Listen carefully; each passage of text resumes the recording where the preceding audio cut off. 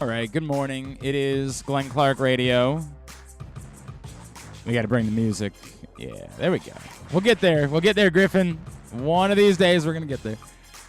It is Glenn Clark Radio. I'm Glenn. He's Griffin. It is a Would You Rather Wednesday edition of the program brought to you by Glory Days Grill, and I promise we will get to that. I have not had a chance to post the Would You Rather Wednesday scenarios up yet on social media because I literally walked into this office at exactly 10 a.m. this morning at a dentist appointment, and I thought I was leaving at the appropriate time. The appointment was at 8. Thought it was safe. I've done this plenty of times. I like earlier, but this is what was offered. It was what was available. I'm trying out a new dentist. I had a bit of an issue with my last one, so I thought 8 o'clock in Towson would be no problem whatsoever. And as I was shaking hands at 9:05. I was like, well, this is great. I got plenty of time. Can get down to the studio, have some time to prepare, think out, really workshop further. Because sometimes I'll decide on a Would You Rather Wednesday scenario, and then I'll realize kind of quickly everybody's going to side one way or the other because of a certain way that something's worded. So I like to try to word it a way to make it way more 50-50. And then they said, all right, well, now I just need you to come to this other room and do these 12 other things. Like, oh, to the point where I finally had to say, hey, I have somewhere I need to be at 10 o'clock. And they're like, oh, you're good. No worries. It was dicey. It was dicey. But I'm here. And I will get the Would You Rather Wednesday scenarios brought to you by Glory Days Grill up in just a bit. A lot to do on the program today. Coming up in a few minutes, we will make our trip to Bowie to chat with a member of the Baysox. This week, we're catching up with Joey Ortiz. Of course, one of the many, and now I guess Joey just plays shortstop moving forward. I guess that's how that goes with Gunnar Henderson and Jordan Westberg moving on to Norfolk. I assume that means that Joey Ortiz plays shortstop every day now for a little while. I guess we'll ask him that as he'll catch up with us. Later on in the program, we will meet for the first time our opportunity to chat with Isaiah Likely, fourth-round pick of the Baltimore Ravens. Tight end, space tight end out of Coastal Carolina. A lot of people think he's maybe a bit more like a wide receiver than he is a tight end. We'll discuss that with Isaiah Likely a little bit later on in the program. And it is a Wednesday, so Drew Forrestor, drewsmorningdish.com, will check in with us as well. There, once again, a lot to talk about with Drew as they are getting ready this week to play the first live golf event over in London. I know my buddy Kevin Van Valkenburg's been over there covering it for ESPN, and a lot of awkwardness, a lot of questions apparently today. The latest news is that Bryson DeChambeau and Patrick Reed officially, or not officially, at least I guess reportedly, are also jumping aboard, and they're going to play, and I don't know. Bryson DeChambeau is certainly as big a name as there's been in recent years in professional golf. I mean, again, nobody's Tiger Woods, but Phil Mickelson and Bryson DeChambeau might well be the two most significant names besides Tiger Woods in all of golf. I get it. Rory's still in that conversation, but it's been a while for Rory, so a lot going on. We will we'll chat about it with Drew here in a little bit. So all that coming up on the program today. Today's show is brought to you by the FanDuel Sportsbook at Live Casino and Hotel Maryland. 61 self-service kiosks in the FanDuel Sportsbook, and if you want to be there tonight for Game 3 of the NBA Finals, they got room for you. But you heard from their GM, Leon Twyman, yesterday. As soon as you get to 9 o'clock, the place starts jumping. As soon as you get to game time, turns into a mob scene. So if you want to reserve and guarantee your spot, make sure you email events@sportssocialmd.com. Events@sportssocialmd.com. And then say, hey, I got a group of 6. We were hoping to get a table. Or I got a group of 4. We wanted some reclining chairs. Do you have room for us? And instead of running the risk of getting there tonight and finding out it is standing room only, or you got to sit out by the poker tables and hope that maybe one of them isn't being used or something like that, you can guarantee reserve your spot to come watch Game 3 tonight or Game 4 on Friday night of the NBA Finals. They will also be showing UFC 275 on Saturday night. So if you want to be where the action is, you want to be in the FanDuel Sportsbook at Live Casino and Hotel, reserve your spot. Events at sportssocialmd.com. Pleasant evening last night at the ballpark. I don't know what to make of it. People worry about that wall? Yeah, that's a great point, Griffin. I've said all along, I never cared they moved the wall back. I just care it's left center field is still embarrassing. It's Bush League. That is not what a professional Major League Baseball stadium should look like, and they should fix it at some point. But I never cared that they were moving the wall back. In fact, I got it. I understood. I didn't love it, and in fact, the argument, I'm trying to remember who was it made it. God, I can't remember now. The first person that made the argument to me of, I don't like taking away the possibility of home run robberies because they're exciting play. It's something that I hadn't thought about at all, and I do give credence to. Like, the distance of the wall does not hurt to me as much as the height of the wall, which takes away a potentially exciting play from the game of baseball. I don't like that. I don't like the idea that one of the things that we all enjoy the most and we remember the most and we talk about for the longest isn't there.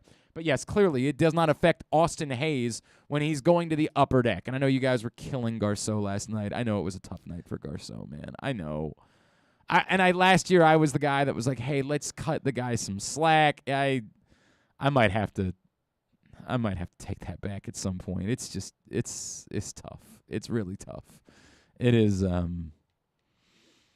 I love Scott Garceau, man. He is absolutely a dean of Baltimore sports, and he's Mo Gaba's friend. And Scott matters. I mean, he matters in this community. He's one of the nicest humans you'll ever come across. But obviously, it's getting tough. And it was funny listening to Bruce Cunningham talk about why it was that he stepped away as Ravens PA announcer. He was like, I just started making enough mistakes that I said, I don't want this to be the way that people view me anymore. I don't want people to think of me as the guy that's screwing up.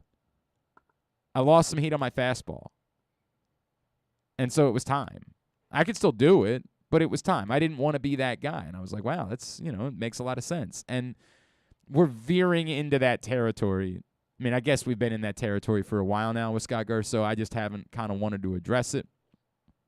But boy, it was a tough night. It was a tough night for Scott. I still love Scott, and I think he has earned the right to make his own decision about when he wants to do these types of things. But geez, it's rough. It's rough. I understand. And by the way, it's still a hard job. I want to make that abundantly clear. Those of you that have never done it, that just believe it's a very easy job. It is not a very easy job. There's a lot going on. And there are times we all make mistakes, all of us. I mean, I've identified wrong goal scorers in soccer matches. These things have happened. Everybody makes mistakes. It's just sort of the preponderance that ends up becoming a problem. I don't want to harp on Scott Garceau any longer. I'm sorry. I love Scott. I really genuinely love Scott. Austin Hayes goes to the upper deck. That's cool. Bunch of home runs last night. Fun night. Fun night to be at the ballpark. Well, I mean, other than all of the rain, it was a fun night to be at the ballpark. Does it mean anything? Not really. But it was a fun night to be at the ballpark. We got that going for us, which is nice. Ravens get back on the field, the practice field today. I would presume that Lamar Jackson is not there and won't be there. The media will be able to watch practice, I believe, starting at noon. So we'll find out who's there and who isn't there. But if Lamar Jackson was there, there is no doubt in my mind the Ravens would have sent out a tweet yesterday with pictures and video of Lamar Jackson running out to the practice field so that everyone might be excited. The fact that they didn't do that either sets up that they want some big dramatic reveal today, which I don't think is the case, but far more likely is their way of saying, hey, look, he's not here. And as I said in my column, as I said all along, do not care. You cannot get me to care. You can't. No matter how much you're pretending you care, you can't get me to care. We'll talk about that next week. That's when we'll talk about it. If Lamar's not there for mandatory camp, there's a problem, a real problem that might threaten training camp. It might threaten a lot of things. I don't know. But it becomes a legitimate problem at that point. And it demolishes the narrative that has existed related to Lamar Jackson and his contract situation.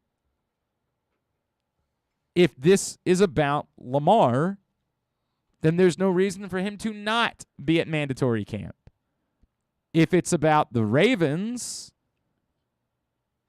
then there would be. So next week matters. This week doesn't. The word is voluntary. Losing your minds about voluntary OTAs is just loudly shouting for the world to hear, I'm bored. I've got nothing else going on. My vacation isn't for another few weeks. I got nothing else. Settle down. Settle down. Basketball game tonight. Softball World Series has been great. Encourage you to watch it. Hockey's been pretty good. No hockey tonight because the Western Conference Finals wrapped up already, but the hockey's largely been pretty good. Calm down. We'll find out who's there definitively in a couple hours when reporters are able to get out and watch practice, but I'm just assuming that none of them are Lamar Jackson. And I guess we got to talk about the DK Metcalf thing.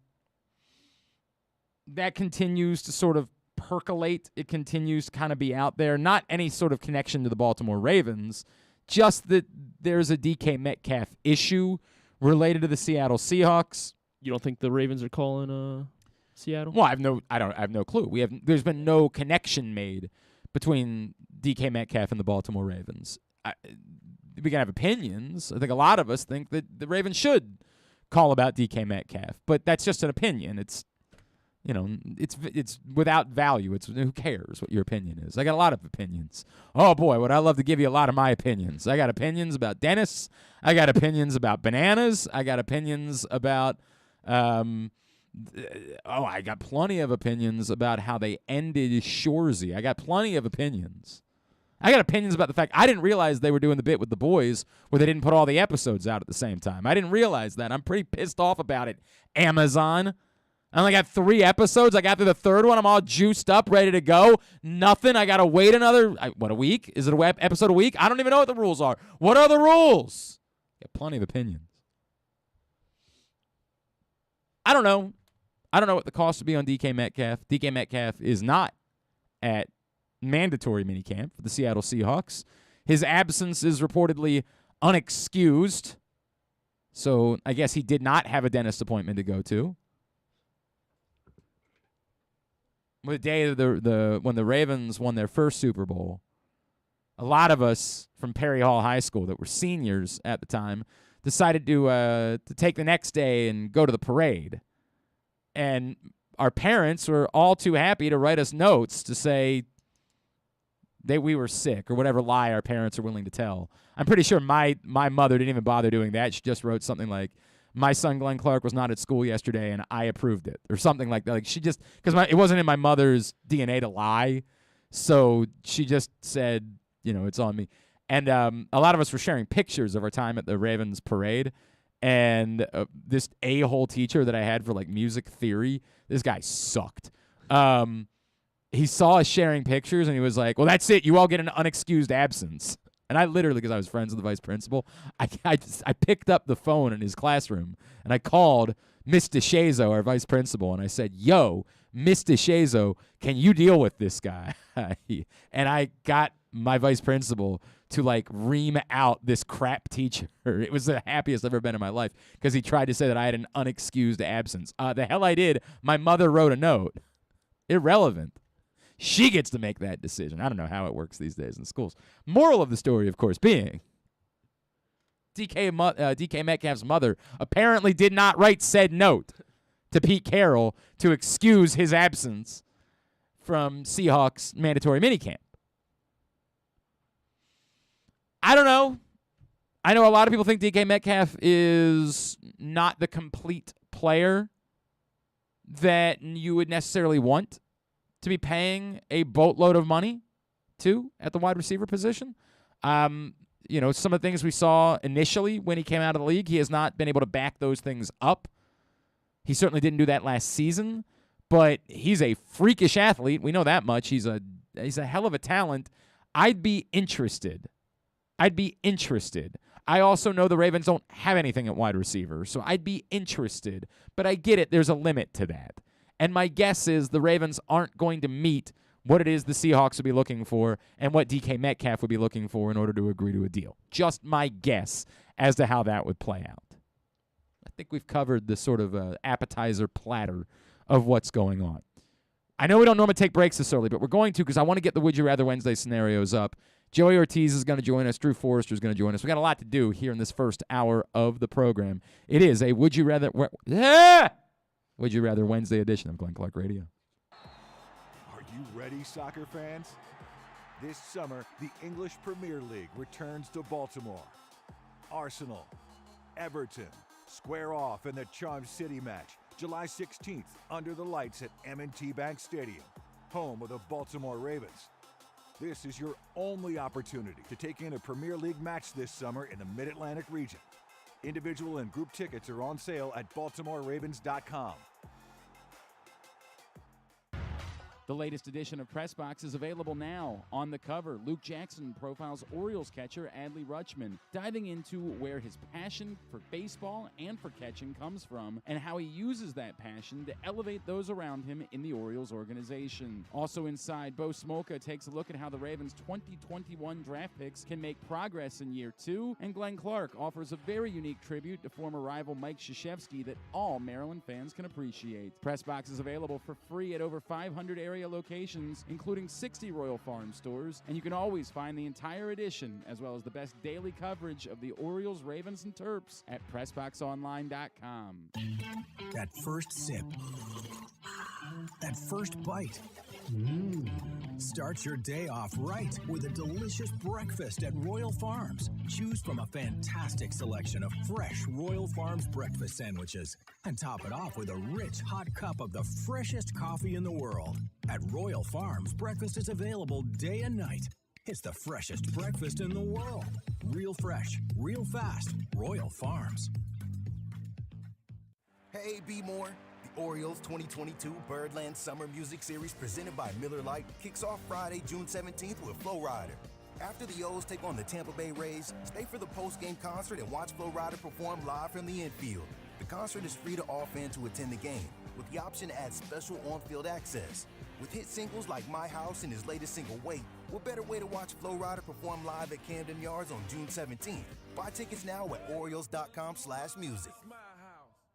Sports betting has come to Maryland, and we're ready to help you win some money. Tune in for Simply the Bets every Tuesday morning at 11:40. FanDuel Sportsbook Assistant GM Leon Twyman and VSiN's Aaron Oster join the guys every week to give you all of the info you need and offer you a few winners. And every other Thursday at 11:40, tune in for Weekend at Bookies as Andrew Stecca and Alloy Sports' Brad Kronthal help make you some money for the weekend. So come win some money with us on Simply the Bets every Tuesday and Weekend at Bookies every other Thursday. Brought to you by the FanDuel Sportsbook at Live Casino and Hotel Maryland. Listen at PressBoxOnline.com/radio. Watch at YouTube.com/PressBoxOnline.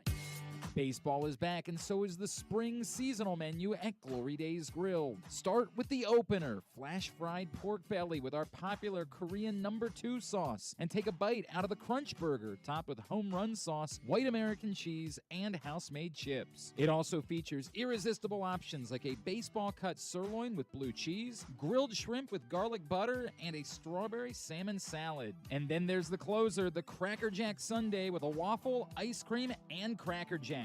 This menu will be gone at your neighborhood Glory Days Grill. GloryDaysGrill.com to find out more. Great food, good sports. Don't forget that full episodes of the show are available for free on Apple, Spotify, Amazon, and YouTube. But warning, you get what you pay for.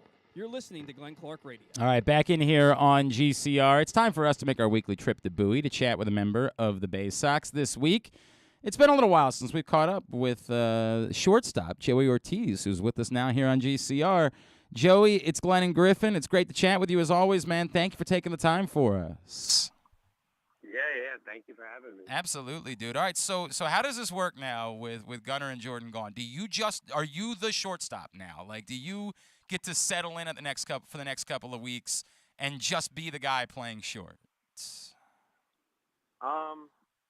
I'm not really sure. I mean, that's really the head coach's job to decide where I play. Like I said, at the beginning of the year, I can play anywhere, and I don't have a problem playing anywhere. So, yeah, I just want to be that tool that KMO can have that can play anywhere. But I would assume that I'd be playing short. I would think I was working under the assumption. I just kind of figured that was the way it was going to go.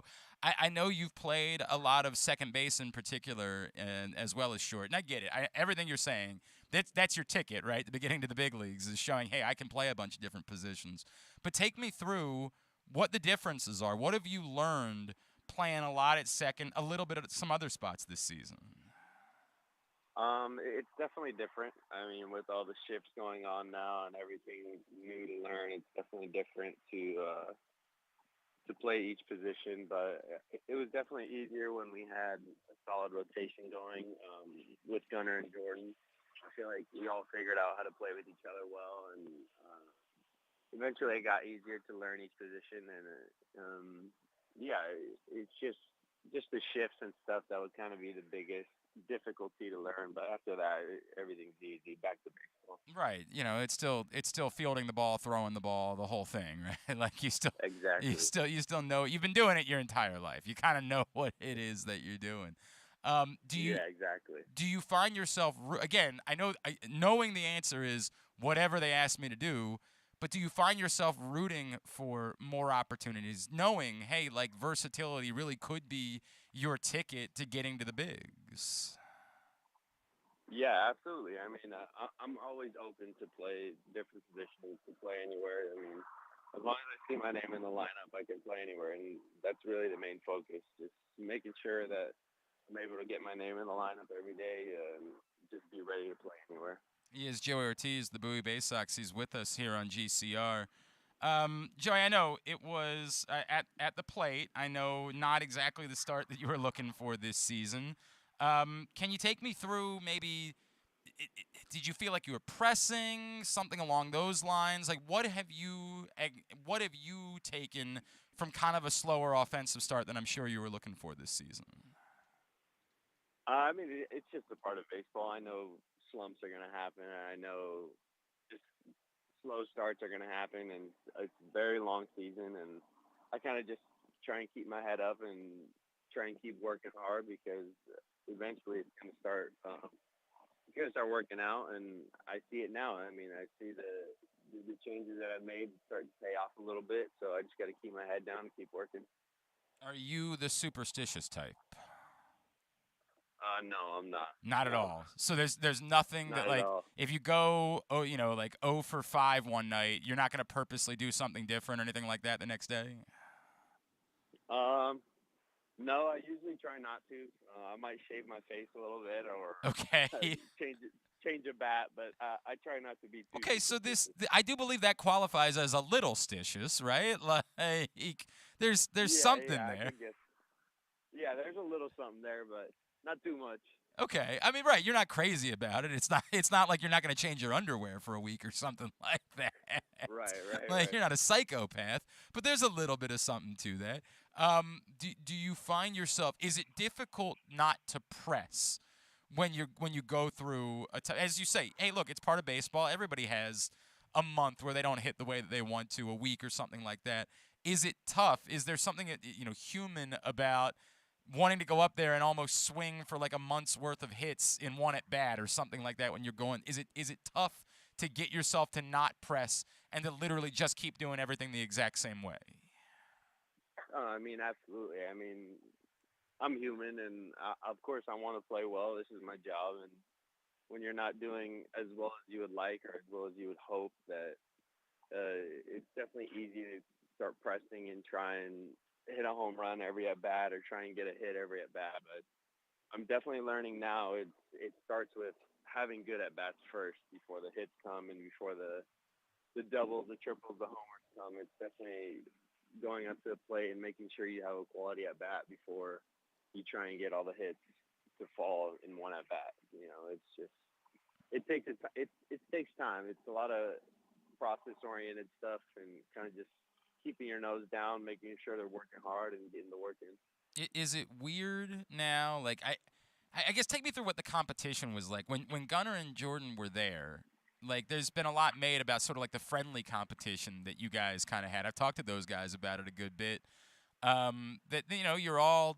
I think everybody wants to be. It's sort of like a cowboy thing. Everybody wants to be a shortstop, right? But you're all doing the same thing. How much did that do for you to have kind of those guys who are similar and they're there with you every day, and while there's you certainly like each other and you're friends, there is an amount of competition with each other. What was that like while those guys were down there? It's good. I mean, I think competition is good. You just push each other to get better, and I was able to watch what Jordan and Gunnar were doing down here. I mean, they were playing extremely well, which is why they got moved. And I was able to watch what they were doing, kind of implement some stuff into my game, and I think it just helps us all get better together. I think there's no doubt about that. I think it's incredibly good. Is it almost weird, like when you walk into the locker room now, you're sort of like, hey, what? Where are my guys? Where the hell did they go? Like, does it take a second to get used to that? Yeah, a little bit, but I mean, we just keep moving forward. I'm planning on going to see them soon, as soon as they get going. So that's cool. That's the plan. That's cool, man. That's cool. Joey Ortiz is with us here on GCR. The Bowie Baysox are back home next week to host the Binghamton Rumble Ponies starting on Tuesday night. Events next week include a meet and greet with former Oriole Larry Bigby, Woof Wednesday at the ballpark on Wednesday night, fireworks next weekend, Mother-Son Night Out. You can find out more about all of these events, get your tickets by going to baysox.com. Joey, are you a dog guy? Do you either like back home maybe, do you have a dog? I don't have a dog, but I am a dog guy. Okay, so did you have like a dog growing up? I actually never had a dog. Really? Where I lived, my family wasn't allowed to have dogs, so I never really had one, but I've always wanted one, so hopefully in the future here soon. Like when you get to I get it. It's tough when you're in the minors, right? Because you're moving around a lot. You don't know where you're going to be. It's almost impossible to have a dog, given the circumstance of travel. But like maybe when you get to the bigs, we could change that. Like maybe that would be the moment that it's time for you to get a dog in your life. Yeah, hopefully. If God blesses me to be able to get to the bigs, then I'll probably have a few dogs, honestly. Hey, the entire organization, you've now been in this for a few years, right? And you knew what you were stepping into. Does the excitement trickle down? Like, what's been going on, how things have kind of turned?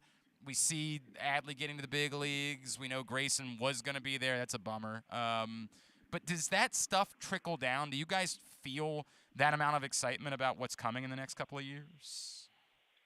Yeah, I mean, of course. As soon as we see like guys that got drafted in my draft class, of course, like Adley get the call up and go to the bigs, which he was well deserving of. It definitely trickles down. You get excited because I've always had the idea and thought that I could play in the big league, so it's definitely an exciting feeling to see, my friends get called up and play in the bigs, and hopefully, one day, God willing, that I stay healthy and play well and get the same call up. I mean, I think that's always been the thought, that there is that real chance of you getting there. What else is going on in your world, man? Like, give me Mondays. What do Mondays look like for Joey Ortiz when you guys get a day? I know there's been a lot going on. Like, everybody's making these, like, Star Wars, I don't even know, 3D puzzles or something like that. They're building, I don't even know what you call them. How are you spending your Mondays these days? Usually on Mondays, I like to sleep in, of course. With all the games we've got going on, it's definitely nice to get some good recovery time. And then usually on Mondays, it's a travel day, or we're traveling home, or we're traveling away. So I do a lot of my packing and a lot of my cleaning the room on Monday. What do you do for fun, though? Like, there's got to be something you do for fun, right? I play the PS5 a little bit. Okay, what do you play? Video games, the show. Yeah, I played the show for a little bit. Okay, this is who do you Fortnite. when you're playing the show? Who are you playing as? I just play whatever. I have my own created team for the okay. Tournament Dynasty. Did you create Joey Ortiz? I have not. No. Oh, okay. I was dying to know if like you created exactly what you expect to be as a Major League Baseball player, which would be kind of wild. So yeah, you created your own team. How do you just play a game and it's like fun to play a game, or are you the type that's like been invested in it now and you're like 6 years into franchise mode or something like that? I mean, I actually haven't played video games too long, so this is maybe my first real year of playing the actual game, like getting into it. But I am getting into it now because once I get going, I'm definitely a competitor. So I'd like to have the best team possible when I play someone. Do you think that these skills could translate to one day you making a hell of a general manager in baseball? Maybe I could maybe make a great GM in Little League baseball, but I don't know about the big leagues. It might be a bit much. You might be asking for a bit too much to make that jump at this point. You got time. You got a lot of time before you have to worry about that. So you say you just started. Have you had yet your first like marathon Fortnite session where you started playing and oh my God, 6 hours later you realize you're still playing somehow?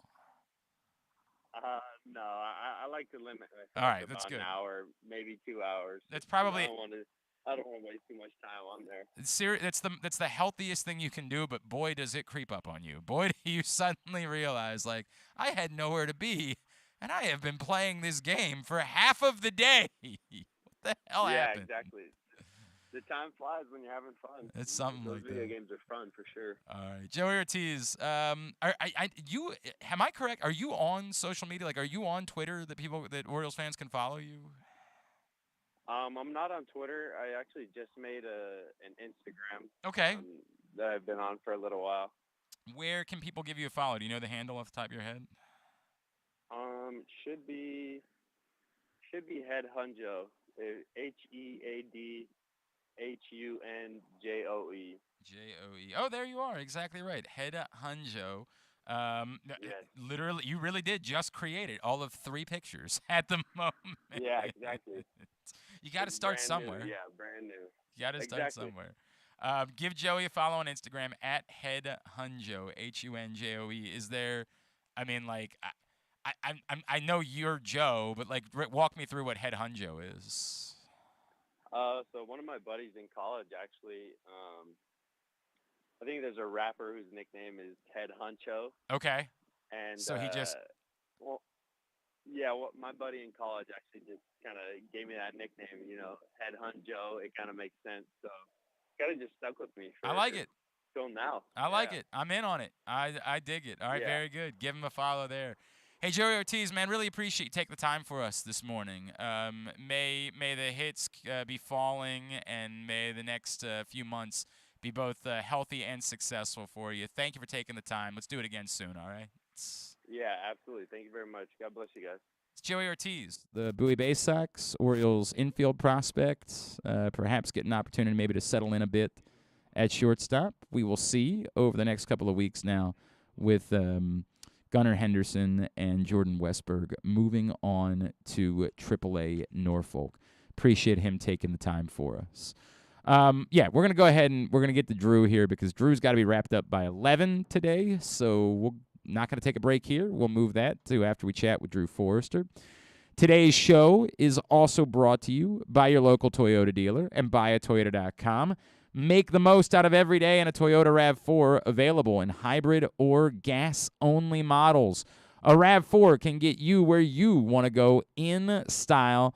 Check out buyatoyota.com for deals on new RAV4s from your local Toyota dealer today.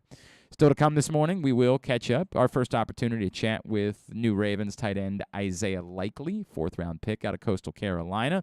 That's coming up a bit later on this morning. Griffin, can you give me that sheet back? Thank you, sir. Right now, just as important, let's welcome in the host of Fairways and Greens, Sundays on 105.7 The Fan, Drew'sMorningDish.com. He's our buddy Drew Forrestor, and he's with us now here on GCR. What's going on, pal? How are you? Can you hear me okay? Yeah, what are you driving? Where are you headed? Yeah, I'm going to be pulling over soon. I'm just getting out of the meeting where, I guess you heard, but my golf show's now 12 to 4. Oh, that's weird. On Sunday. That's very strange. Yeah. Oh, man. Well. Up at the 4 hours. Oh, God. The people certainly demanded that. They definitely demanded more of a breakdown of the amateur sectional or whatever the hell. Well, they apparently weren't getting good results from the show well, after that might be true. That part. You see, you got two different things going on there. That part, I believe. I definitely think I spent 30 minutes on Sunday talking about butt sweats. So them firing me, that would make all the sense in the world. It's the other part. It's the part where they extend you for 3 more hours.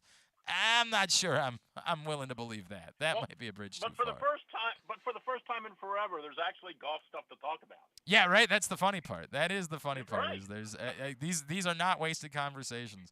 So everybody is sending a thank you card to Greg Norman. All the media outlets, they're all sending thank you cards to Greg Norman. So DeChambeau and Reed are joining up as well. And like DeChambeau, this is to me, I get it. You and I talked last week and you said, hey, like all these guys really do kind of make sense. And I know you're going to explain why DeChambeau makes sense too. But DeChambeau's a really big deal. Like people came out, they love him or hate him. People came out to watch that dude play golf. A lot of people went to caves to boo the guy for 4 days, but they cared. It mattered that he was there.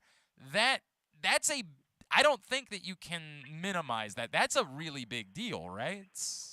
Yeah, it's the biggest get it's the biggest get they could get, other than Rory, and arguably other than Spieth, just because of the cachet he brings.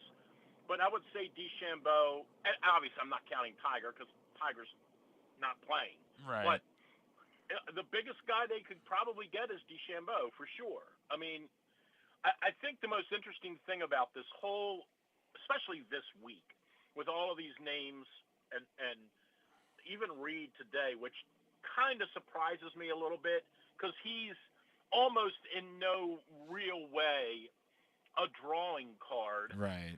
But, he is an American name. He's no longer a top 10 guy, but he's a top 25 guy. But what the interesting thing is, if they were going to play in any of these events, the first one would be the one to play in. Because that's the one that's overseas. That's the one that legally they have a precedent that says the tour has never denied an in-season release to a player who wanted to compete in an international overseas event. Right. They've never denied that. So, to that end, you would expect, they'll go play in the one in London. They'll get fined $100,000 or whatever, but they're not going to play in the one in Portland in 3 weeks.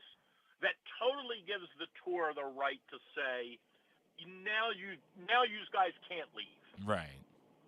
Now, like from the Bronx Tale, Yep. like we let you play the first time, and then you shook a beer up and sprayed it on us. Now you can't leave. Yep. And so that's the one that surprises me. I'm really surprised that they would play this event in Portland in a couple of weeks, sort of knowing full good and well this is the one that's going to light Jay Monahan's hair on fire. So the other ones you could argue and probably make a pretty strong legal case that, look, you've never denied anyone. You let all those guys go over to Saudi Arabia at the end of January. This is the same thing. Well. But now when they come to the U.S. and they play, it's definitely not the same thing. Because now you're skipping the John Deere, which, albeit not a huge tournament in terms of marquee value, it's a staple event on the PGA Tour. Mm-hmm. It's been in that community for 50 years. It's one of the longest standing, maybe the longest standing event other than Riviera. And that's what's weird to me. And I would say that the subplot to all of this is, I really think the fact that the USGA came out and said you guys can all play in the U.S. Open next week is what's opening the floodgates. So let's cover a couple of things, right? The first thing being, and I actually I can't believe I did this. I watched the interview with the guy from the USGA that Damon Hack did, and what I couldn't parse from that is whether they were saying, but look, this is going to change in the future. I couldn't, like, he left it open-ended. They were like, hey, could the qualification process change? Like, could they purposely say, but we're not going to count the LIV Golf Tour in qualifying for the U.S. Open next year? Like, that's the part that I couldn't figure out, is that they were saying, look, we're not going to – it's too late for us to do anything now. It would come off as punitive. Right. But next year – give me, and you can explain more about what the qualification process works, but I presume it's a certain number of players' performance on the PGA Tour get in, and they're saying that the qualification is going to be the same. If you're not on the PGA Tour, you better have won the U.S. Open in the past, or else you're not going to get in. There's not a LIV Golf Tour qualification for you to get here. You're going to have to go to one of these Monday events and qualify your way in. Right. So there's a lot of tentacles to this. The first one being the formula to get in is extensive but pretty simple. You have to have a certain world golf ranking at a couple of different times during the year. Mm-hmm. So, like last week was one of those times. Last Sunday night, 2 guys got in. Names escape me. Aaron Wise was one of them. 2 Americans got in because they crept inside the top 50. And then one of the other dates was like at the end of February. So you can get in via the World Golf Rankings. You can get in by winning an event on the PGA Tour. No other tour will they give an exemption other than the PGA Tour. Right. And then you can get in via the qualifying route. What I think is going to happen, so what Kevin Na sniffed out and what all of their legal people sniffed out was, before they suspend you, you should quit. Mm-hmm. That's first and foremost. You need to resign. Now they can't suspend you. And because they can't suspend you, you're not on any kind of list that would predicate that you're not allowed to play. Okay. That's number one. Now, here's the drawback to all of this. These events that they're playing on this LIV circuit, as of today, do not garner them any world ranking points because they're 54 holes. And aren't they team events? Like, this is the goofiest. No, it's an individual tournament as well as a team event. So they are playing 54 holes of individual golf, but the World Golf Rankings only stipulates that the tournament has to be played at 72 holes, or because of weather or some other natural disaster, it gets shortened. Right. But they will not give World Golf Ranking points to this field this week in London because it doesn't have 72 holes. So it would take a while for that cycle to complete, and a guy like Reed is a good example. Mm-hmm. He won the Masters in 2018. He's exempt into the U.S. Open, I think, for 10 years. Because of the Masters, right. Well, that's not even a good example, because he won the Masters. So, but yeah, he's exempt in the U.S. Open, I think, for 10 years. I'm trying to think of who right now that's won the U.S. Open recently has to go through the qualifying process, and names are escaping me. But Reed is a guy that it could all dry up for him in a few years if he doesn't get into enough events of 72 holes where he gets points. So that's first and foremost. That's why this thing could potentially hinder them. How long does winning the Open itself, because it's not like the Masters, like DeChambeau can't play forever because he won a U.S. Open. No, he can't. But how? I also don't know the answer to that, but I think it's 10 years. Okay, all right. That's why I was saying just now, like, the one name that jumps out to me would be like Lucas Glover. Is he still exempt into the U.S. Open because he won in 2009? And I don't think he is. Okay. Now, he may be exempt because of other things. Right. But not because he won. Now, but here's what I believe will happen. By the way, it is 10 years. It's winners of the U.S. Open for the last 10 years. So there you go. So So Reed eventually will dry up his Masters exemption, will dry him up, providing he doesn't do something else, right? Right. So here's what I think they're going to wind up doing. I think that they're going to wait to see what the RNA does for sure, and the RNA has as much interest in this as the USGA because the RNA, based on the fact that it's largely been looked at as a European sort of circuit, the RNA will look at the British Open very carefully next month. I also think, though, they'll wind up doing the same thing the USGA did. They'll say, well, we already have a process in place, and we're not going to cancel it. You know, we're not going to change in midstream. That's what I think they'll say. Now, what I think the USGA is eventually going to do, the PGA is going to do is they are going to create an ineligible list. That's what I think they'll do. Okay. They'll create an ineligible list, and it will contain the names, coincidentally, of course, of all of these guys. Mm-hmm. And they'll say, due to their violation of our bylaws, we are making them ineligible, which removes the word suspended. They can make anyone ineligible they want. If you pee behind a tree at one of the tournaments, they can send you a letter and say, you can't come anymore. Well, that's why you haven't been able to go for years. Yeah, correct. Right. So they'll make you ineligible, and then their next step will be they will go to the USGA, the people that run the Masters, the PGA, and the RNA, and they'll say, we are asking you to follow our ineligible list. And anyone that's on our list, we're asking you to not let them play in your event. And how will that That's go? What I like think what's that relationship? Well, you know where it's going to go. I don't. Record.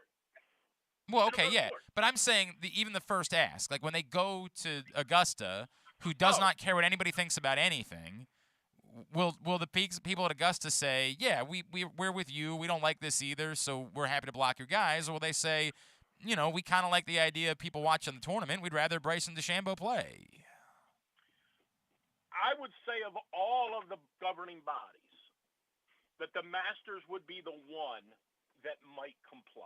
Okay. Is that simply because the other two tournaments are literally called open, and it kind of defies the concept of the word open if you block players from playing? Yes, and it also is a little bit of a nod to the fact that those people in Augusta will just do whatever they want to do, right? Right. And if you get their ear at the right time, and they do have a great relationship with the PGA Tour, if you get their ear at the right time, they're the most liable to say, yeah, those rat things can't come and play here. Mm-hmm. The other ones, I really don't think that they're going to not allow these guys to play in majors. And to me, that is really look, here's the story. At the end of the day, these guys, the top, I don't know how many, the top 40 players in the world couldn't care less about the PGA Tour schedule. Right. They just want to play in the majors. Right. And they want to play in the the big players. events. Yeah, the WGC. And they want to right. play it. Yeah, and they want to play it at Bay Hill if they can get if their schedule allows. And they like to play Jack's event. But the reality is, Dustin Johnson wants to play in 10 tournaments a year. I get it. Right. Max. Right. The 4 majors, the players, 3 other events, and then 2 events that his sponsor says, dude, you got to play there. And that's all he really wants to play in. You think he wants to fly out here and fight traffic in D.C. and play at TPC Avenue? No, of course not. Right. I get it. Right. I get it. So this concept that these people have come up with directly, it gets their blood going right away. DJ says, this is pretty cool. I only have to play 8 events. Right. I play 54 holes. I got to play them all. I can't really pick and choose, but I know going in, here are the 8 events I got to play in, and I get to still play in the 4 majors, and they're giving me $125 million, and it's 54 holes, and I don't have to fart around for. Will they be able to play There's no chance they'll be able to play the PGA Championship, right? Well, I mean, It's the PGA of America that runs it. I Now, hear you. Of all of the circuits that are close, the PGA Tour and the PGA of America are the closest to. Right. That's the one that's like you're just sort of accepting that you can't. And by the way, it's the fourth of the four, right? So like you'll live if that's the one you got to give. I just can't fathom that happens. These guys are able to play the PGA. Well, I tell you, man, it's a really and to your point, court might decide some of that too, right? Like court might decide some of that. Ultimately, it's going to court. Yeah, there's no doubt that it's going to court. And then there is still the other side of it, which is at some point does the outrage die down, right? Like that's the part that at some point did everybody get all of it out of them? And I know that's what they're counting on. What they're counting on is let's just get through it. Let's just get through everybody being mad.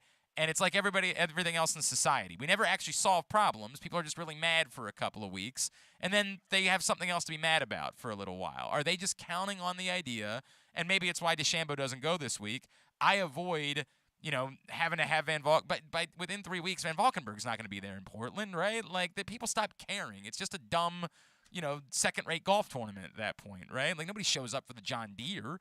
So are they just counting on the idea that the outrage is going to die down within 3 weeks and they'll be whatever this becomes after that is what it is, but it's no longer about, a bloodshed and murder and you taking blood money? Yeah, I do think it makes sense that over time it probably will die down, but I also think it will always be looked at by a certain segment of the golfing world, and I'm probably in that segment, and I don't know if that's 5% or 75%. I have no way. Like, I have zero interest in watching this. Right. I won't watch it. I'm kind of offended by it. Sure. But I may very well be in the minority. Like, and maybe I'm not. I mean, there's a lot of, it's very, very polarizing. But I'm trying to come up with a way. I guess here locally the bias would be Lamar, that if there was a new league tomorrow and Lamar went and played in that league, I just don't know that we would watch it. I don't think we care. Well, I mean, for the Ravens, we don't care. It's not true. If Lamar Jackson went and played in the stupid USFL, we'd watch because of the curiosity, but we wouldn't watch every week. I don't think so. Oh no, we'd watch for sure the first time. The first time we'd Lamar Jackson playing and doing something like that, we'd watch one time. And then when everything else about it was no good, and when we realized we don't care about the team because it doesn't say Baltimore, the next week we'd stop caring. Like, we'd watch once, and then we'd say, we're good. I mean, we watched it one time. There's nothing else to see here. Okay. Okay, maybe. Yeah, I don't know. But this is just an incredibly polarizing topic. And, it's made so by the fact that it's so public. If this is behind closed doors and there's no Twitter, I'm not so sure anybody knows or cares. Mm-hmm. But, man, every single day there's something new. And it's really become it's certainly I'm trying to think of what else would be as interesting. In my lifetime, this is the most interesting golfing controversy. There was a huge controversy in the mid-'90s about the Ryder Cup because players wanted to get paid, and people went ballistic and said, this is crazy, you represent your country. But we didn't have the internet then. This is all a byproduct of the internet. It's true. It's true. So, it's a good point. All right, let's play Would You Rather Wednesday, brought to you by Glory Days Grill, because I know you got to run here in a second. About one more week for you to take advantage of the spring seasonal menu at your neighborhood Glory Days Grill, including the opener, the flash fried pork belly with the Korean No. 2 sauce, as well as the Cracker Jack sundae and the baseball cut sirloin, the strawberry salmon salad. But literally, like one more week, and then it's gone forever. I mean it this time. There are no take-backs. They extended it 2 weeks for you guys. That's it. That's the end of the line for the spring seasonal menu. $25 gift card for someone who participates. We're getting them up. Facebook.com/Glenn Clark Radio, @Glenn Clark Radio on Twitter. Number one, would you rather Grayson Rodriguez comes back in August, looks great, and is ready to start next year as a legitimate top-of-the-rotation type of pitcher. But Adley Rutschman continues to struggle exactly like this for the rest of the season and into next year. Or Rutschman catches fire, looks like a rock star the rest of the year, but Grayson doesn't pitch until next year and gets off to a good start or a slow start. I'll take Rutschman being good.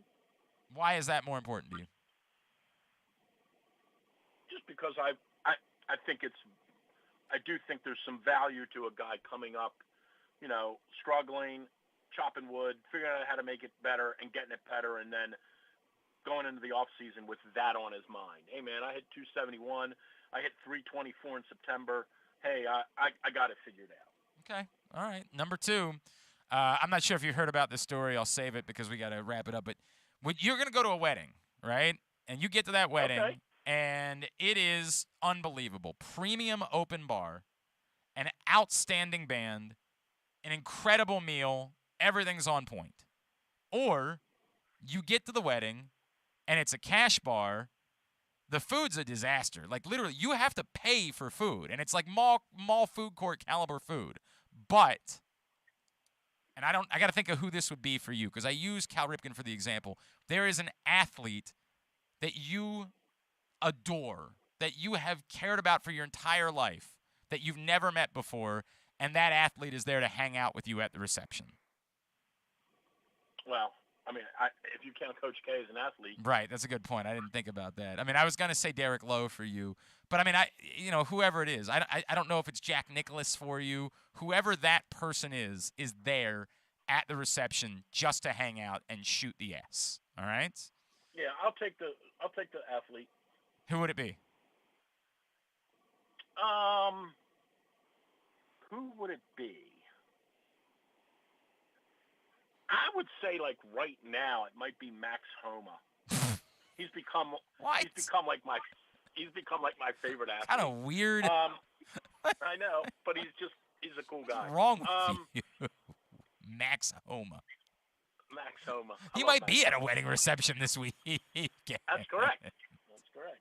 Might be able to hang out. I present any athlete ever. Like, you can pick Magic Johnson. You could pick Tiger Woods. And Drew says, I don't know, maybe Max Homa. I don't think those guys would be much fun. Okay. I'm talking about guys that are fun. Like, I mean, maybe so. Fun to hang out with. Maybe so. All right, and number 3. Would you rather, and this one's the one that hits home, you're going to have to take a 10% pay cut. I'm so sorry.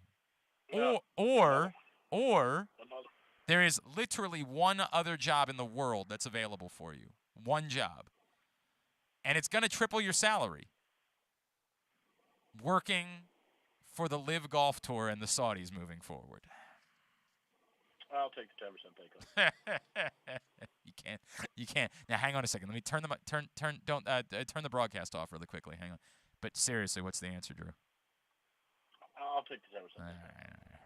I'm not dealing with those people. What's coming up on Fairways and Greens on Sunday? We're going to talk about Live Golf, believe it or not. Really? That's weird. We're going to talk about Live Golf, and we'll do a little U.S. Open preview, and we got a lot of good stuff. 12 o'clock on 105.7. All right, 12 to 4, 105.7 The Fan on Sunday. Yeah, that's right. All right, buddy. Appreciate it. We'll talk to you next week. Drew Forrestor, Drew'sMorningDish.com, checking in with us here on GCR. All right, I'm gonna finish posting these on Twitter for you to get your responses in, and then we'll talk about it coming up on the other side of the break. Coming up later on this hour, Isaiah Likely from the Baltimore Ravens. Would You Rather Wednesday, brought to you by Glory Days Grill here on GCR. Sports fans, the wait is over. The all-new FanDuel Sportsbook is now open at Live Casino and Hotel in Hanover, Maryland. This is your chance to win big right in your own backyard. Bet on every sport with self-service kiosks and watch all of the action from the best seat in the house. Make every moment more at the all-new FanDuel Sportsbook at Live Casino and Hotel in Hanover. Please play responsibly. Gambling problem? Please call 1-800-GAMBLER or visit mdgamblinghelp.org. Are you ready, soccer fans? This summer, the English Premier League returns to Baltimore. Arsenal, Everton, square off in the Charm City match, July 16th, under the lights at M&T Bank Stadium. home of the Baltimore Ravens. This is your only opportunity to take in a Premier League match this summer in the Mid-Atlantic region.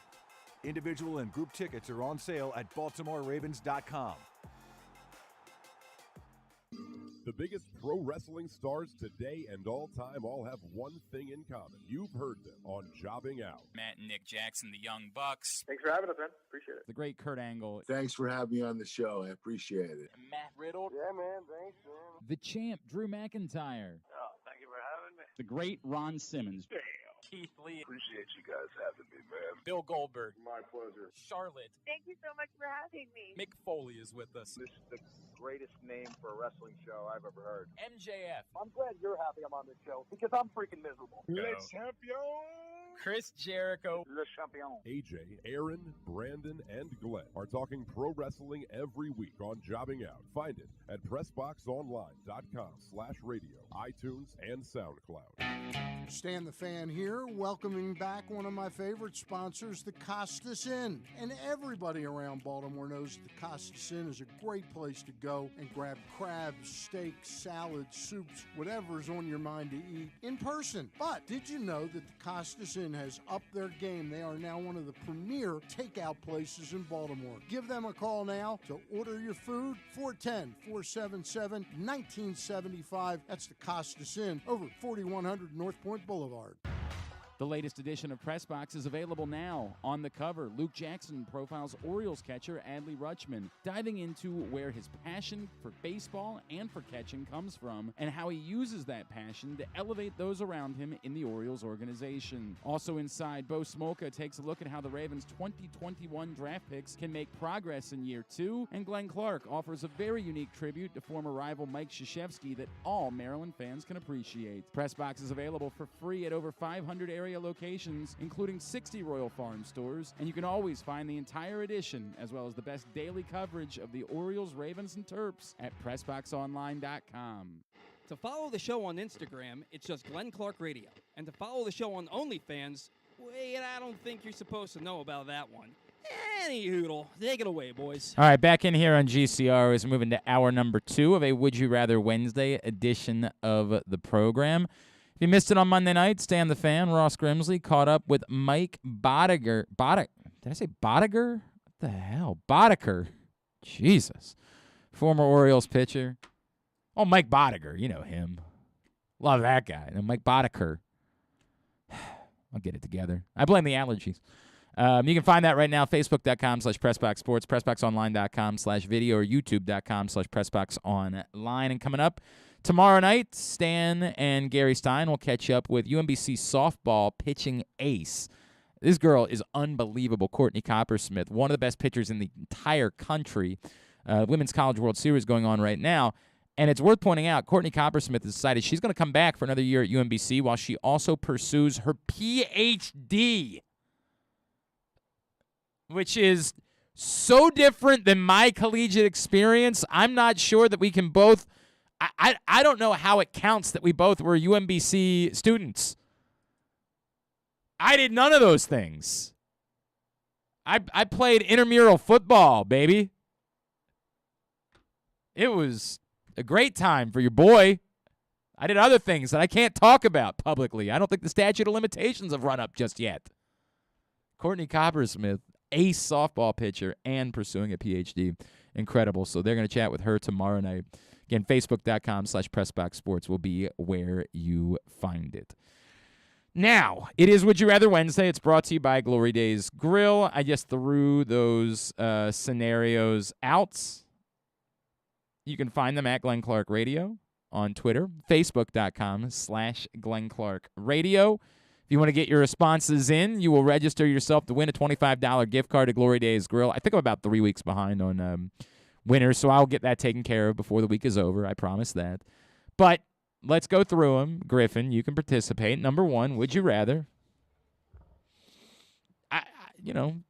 Grayson Rodriguez gets back early. He's back in August, in fact, and he looks great. He gets the big league level. He pitches the rest of the season, and you go into next year knowing that dude is legitimately, we can count on it. He is a top of the rotation. Rotation. What is happening? What the hell is going on around here? God, top of the rotation type of pitcher. But Adley Rutschman continues to struggle just like this. I mean, woeful on into next season. Or flip it, reverse it, like one Missy Elliott might say. You have the scenario be that Grayson Rodriguez does not pitch until next year. It does not look great to start the season. Like, it lingers. But Adley Rutschman suddenly catches fire this week and looks like a rock star for the rest of this year, and you go into next year being super confident about Adley Rutschman. As fun as it would be to, see Adley turn it around right now and just tear it up the rest of the year, this year doesn't matter. Okay. And so I think I'd rather see Grayson come back and, finally have a great pitching prospect, at least in my lifetime. And because pitching has always been definitely not the strong suit. What year were you Orioles. born? I was born in 2000. Oh, my God. So it'd be really cool for me to be able to see, just see an ace develop before my eyes. Yeah, I bet it would. And everyone that we've talked to, they said Adley is going to be, his biggest strong suit is his catching. When's your birthday? June, the end of June 29th. So technically, you were alive at a point where Mike Messina was an Oriole. Yes. But it's technical. You were alive for all of about 3 months or something like that. Yes, that is what the a case. nightmare. All right, so different responses. This one has been varied, and we're very early on because I apologize. I posted these a little bit late today as I was running late from the dentist. From Orioles Lifer, need Adley to get it going so he doesn't get too deep into his own head. Let Grayson have until February to get healthy. But everyone was saying, Adley's they said he's a professional. Like everyone that's talked to him, like it seems like that's not. But but I think his point is like at some point that's got to be impacted. Like, right. If this can keeps, yeah, it's one thing to say 140 right now. Like he can handle that for a month. He can handle that, but like now we're talking about most of a major league season. Right. That's quite the cross to bear. I get the argument. Whereas on the flip side, Grayson's not doubting himself. He's just not pitching, right? Like he's just not out there. So I sort of get it. Andrew Stecca agrees. Give me Grayson back earlier. Or no, he doesn't agree. He goes the other way. Give me Grayson back earlier. He agrees with you. Answers on all these players have to start coming sooner rather than later. I mean, I guess, but like you're getting an answer. I'm not kind of confused by what you mean by that, Andrew. Like you're getting an answer on one of these guys. Either you're getting an answer on Adley, which is he's a rock star, or you're getting an answer on Grayson. The question isn't do you want an answer? It's which one do you want your answer on, and which one do you still want to be concerned about going into next year? It's very much a pick or choose kind of moment. So I don't know about that. That answer kind of doesn't make sense to me. I regret my retweet. I can take it back by clicking a button, but it's too late. We've come too far. From Dave. Dave says, Glenn, ultimately I think the Orioles could survive if Adley Rutschman is just a really good catcher and a decent offensive player and never truly becomes an offensive rock star. I don't know that they can survive if they don't establish top-of-the-line pitchers, so that my priority at this point would actually be Grayson. I mean, that's a reasonable answer. Now, I'm not even giving you reasonable bat right now for Adley Rutschman. Again, if he struggles like this, he can't get at bats. It doesn't matter how good of a catcher he is. You can't put somebody in your lineup that can't hit 200. I know we did with Chris Davis for a little while, but those were extenuating circumstances. This is a different type. Now, I get it. It's only for 1 year, and next year he could, become more of a Matt Wieters type. From Brian. Brian says, I think there is too much invested in Adley right now for this to continue all that much more. I feel like the hurt would be felt deeper by the Orioles fan base than just not seeing Grayson Rodriguez pitch. No one has seen Grayson Rodriguez pitch yet. So ultimately, I think that it would be more impactful on the city as a whole if Adley Rutschman doesn't get things turned around. It's an interesting way of looking at it, right? That like the casual fan is extraordinarily aware of Adley Rutschman and like has pinned their hopes on Adley Rutschman, whereas the casual fan, again, the person like my brother-in-law, who's an Orioles fan, and if I said, do you want to go to the game? He'd say, yeah, I'll go to the game with you, but who genuinely has no idea who Jorge Mateo is. He's not watching night in and night out. If they were good, he'd be watching. Because they're not, it's like not a concern for him. He doesn't know who, he certainly doesn't know who Tyler Nevin is. He probably doesn't know who Ryan Mountcastle is. Like, he might have heard the name. That might be a reach. He might have heard the name. He's got a great name, so. He does have a good name. He definitely has no idea who Robinson Chirinos is. He's definitely never heard of Chris Owings. Maybe has heard of Rougned Odor, like maybe. But you know what I'm saying, right? Like, that casual person probably is not familiar with Grayson Rodriguez. Has maybe heard about this rock star pitcher that's coming up. But those people are all aware of who Adley Rutschman is. They've seen him on the cover of the new press box, which is still available for another week or so for free at your neighborhood Royal Farms, any of the hundreds of locations around town where you find press box. Read it all, pressboxonline.com. They're aware. They know. So the pain that it would cause to the casual fan to be like, hey, that guy that we're all excited about, what's his, Rutschman? What's going on with him? He kind of sucks. Same old Orioles. That'll always be this way forever. It's a fair argument from Brian. I actually kind of like that argument, that it would be more hurtful to the fan base on the whole for there to be lingering doubt about Adley Rutschman than it would be for there to be lingering doubt about Grayson Rodriguez. And from Tom says, Glenn, if I'm being honest with you, I've always had my doubts about Adley Rutschman. You make the comparison to Matt Wieters a lot. I've always thought that was a fairer comparison for a catcher. I've never believed that any catcher was going to turn out to be Mike Piazza's bat and Pudge Rodriguez's glove, or as you say, a love child between the two. I do like saying that. So in that way, my hopes are probably actually a bit higher for Grayson Rodriguez. He's also younger. I think he's a more critical piece, all things being equal, of this rebuild than even Rutschman is. So if there's one guy I want to feel more confidence in immediately, it would be Rodriguez. Okay? All right. Those are good responses. Good responses.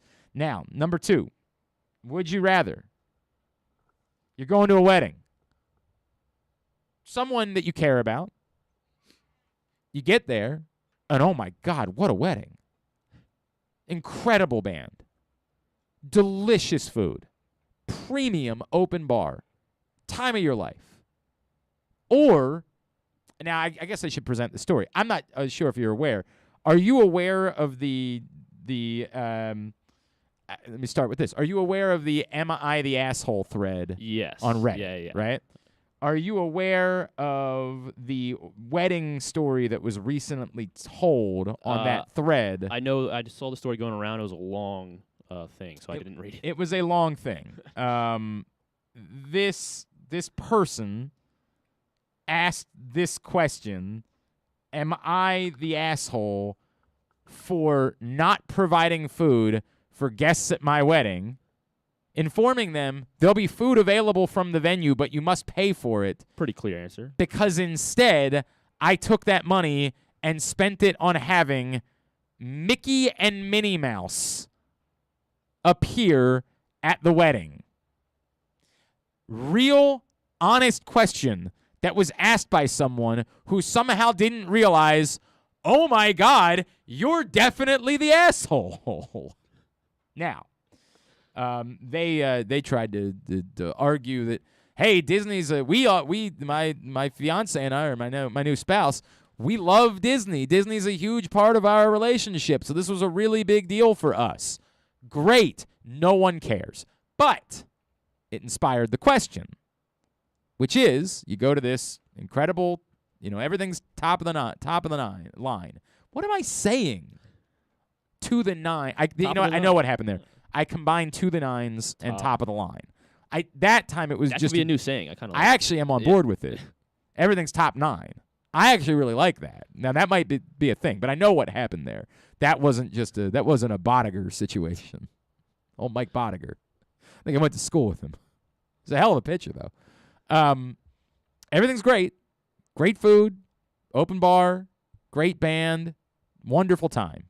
Or you go, cash bar, you have to pay for your own food, which is the caliber of mall food court food, but pick any athlete that you've loved, admired, always wanted to meet, have never been able to meet, could be, I'm telling you, global superstar.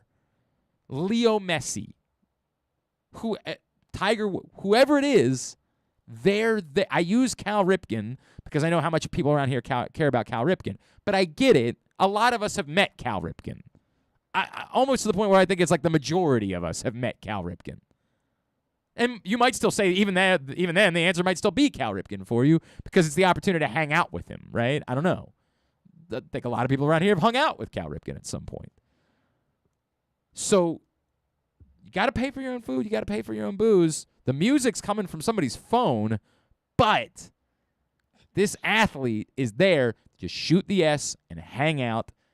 It's not weird that you want it. That's what they're there for. You get to hang out with that person the entirety of the time that you're at this reception. Yeah, it's a good question. I think I'm gonna have to go with your second option. I was I was out in Colorado for my cousin's wedding, and it was pretty much as you described in the first scenario. So it was wonderful. Yeah, everything about it was great. Yeah. What was describe the meal? The meal was what was it? It was there was chicken, there was steak. But what did you enjoy? The mashed potatoes were really good. Wait, describe. You're just saying this. You're just saying random things. Describe the meal you enjoyed at the wedding. The salad was really good. There's like this raspberry. So did you have chicken or steak? Why can't I remember? What the hell is going on? I had chicken. Here? But what kind of chicken was it? Was it chicken like marsala? Chicken, was it? Yeah. This sounds a little bit like. I'm just being honest with you. What you're setting up sounds a little bit about like ballroom food, which, no offense, can be fine, quite fine. Yeah. But doesn't come off as to the nine. Or again, top of the nine. Yeah. It does not come off as top of the nine. Well, I'm a simple guy. It's not like I was food. But you're also 20 years old or whatever you are. My God, like you're a child. This is not exactly a. I'm saying you're getting like a. But there was an open bar. That's all that really mattered. I mean, it's not all that really matters, but I fine. I get it. You're young. You're young. I understand. And to be an athlete would be really. You're cool. a young youth. Who would it be? I think I would go with Adam Jones. He would be really cool. I've never met him. I mean, Adam Jones might hang out with you. Definitely my favorite. Honest to God, there's a real chance that Adam Jones is a great would just guy. I'd really like to meet him. Party with you. Been at a my wedding. favorite athlete as a kid. So okay, all right. I mean, any athlete. I'm thinking in part that might not be Max Homa. It might be. That's such a weird answer. Although, like again, I'm giving you anyone in the world, and no, I'm not trying to diminish Adam Jones because I love Adam Jones. But Adam Jones, at some point, you might have been like if you had just gone to a certain bars in Fells Point, there would have been plenty of opportunities for you to hang out with Adam Jones over the years. Well, now that I'm of age, he's no longer That's a good around, point. yeah. That's a good point. Andrew Stecca, if you have a cash bar, I hope you lock your keys in the car. Jesus. John Little Rock, give me the premium open bar. If it was Eddie Vedder or The Edge, I would have taken the other option. What a weird choice, by the way, John. You're going with Eddie Vedder and The Edge instead of, like, Bono? I mean, I love The Edge, don't get me wrong, but, like, it's just odd. It's just odd that would be your choice of anyone from U2. Boy, it's weird how many people are answering this way. From Jake, knowing me, I would be way too nervous to talk to whatever athlete shows up, so the crappy food and cash bar isn't worth the trade-off. Okay. From Joe. Joe says, sorry, I just had another one pop up. Joe says, Cal Ripken's a good one. I guess if Brooks were a couple years younger, it would probably be my answer. Even though I've met those guys before, the opportunity to rub elbows with them for the entirety of the night, I'm happy to buy their beers. I'm happy to buy their bourbon, whatever it is they want. I don't care about the cash bar. I have paid for plenty of food in my life. I'll live with that. There is nothing that could replicate spending an evening with a childhood icon. That would be pure magic. I really thought we would get more responses like that. I would have to think about it for me because, I've been blessed in what I do. I've gotten the opportunity to hang out with a lot of these guys over the years. So I would have to think about maybe Shaq would be a perfect answer for me. I had one conversation on the phone. Oh, that's not true. I did meet Shaq when he was briefly with the Suns, but it was in like a reporting capacity. You know what I mean? Like it wasn't on a personal level. Like I was in the locker room with him during that kind of brief time that he was with the Suns. And as I said that, I actually really ended up having a really fun conversation with him one time post game. Maybe I shouldn't say this out loud. He was openly flirting with a female media member that I was very good friends with. And she wasn't, like, this was not a Me Too situation. Like, she was she was fine with it, and I think they actually stayed in touch and they were friends for years to come. This was, when I say openly flirting, it was not threatening in any way.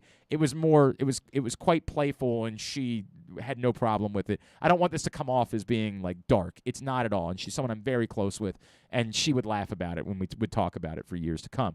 But I remember we ended up talking for a while one night after a game. Like, we ended up having, the three of us, like a 30-minute conversation after a game one night. I can't believe I forgot about that when I threw out I can't believe I forgot about that. And he was awesome.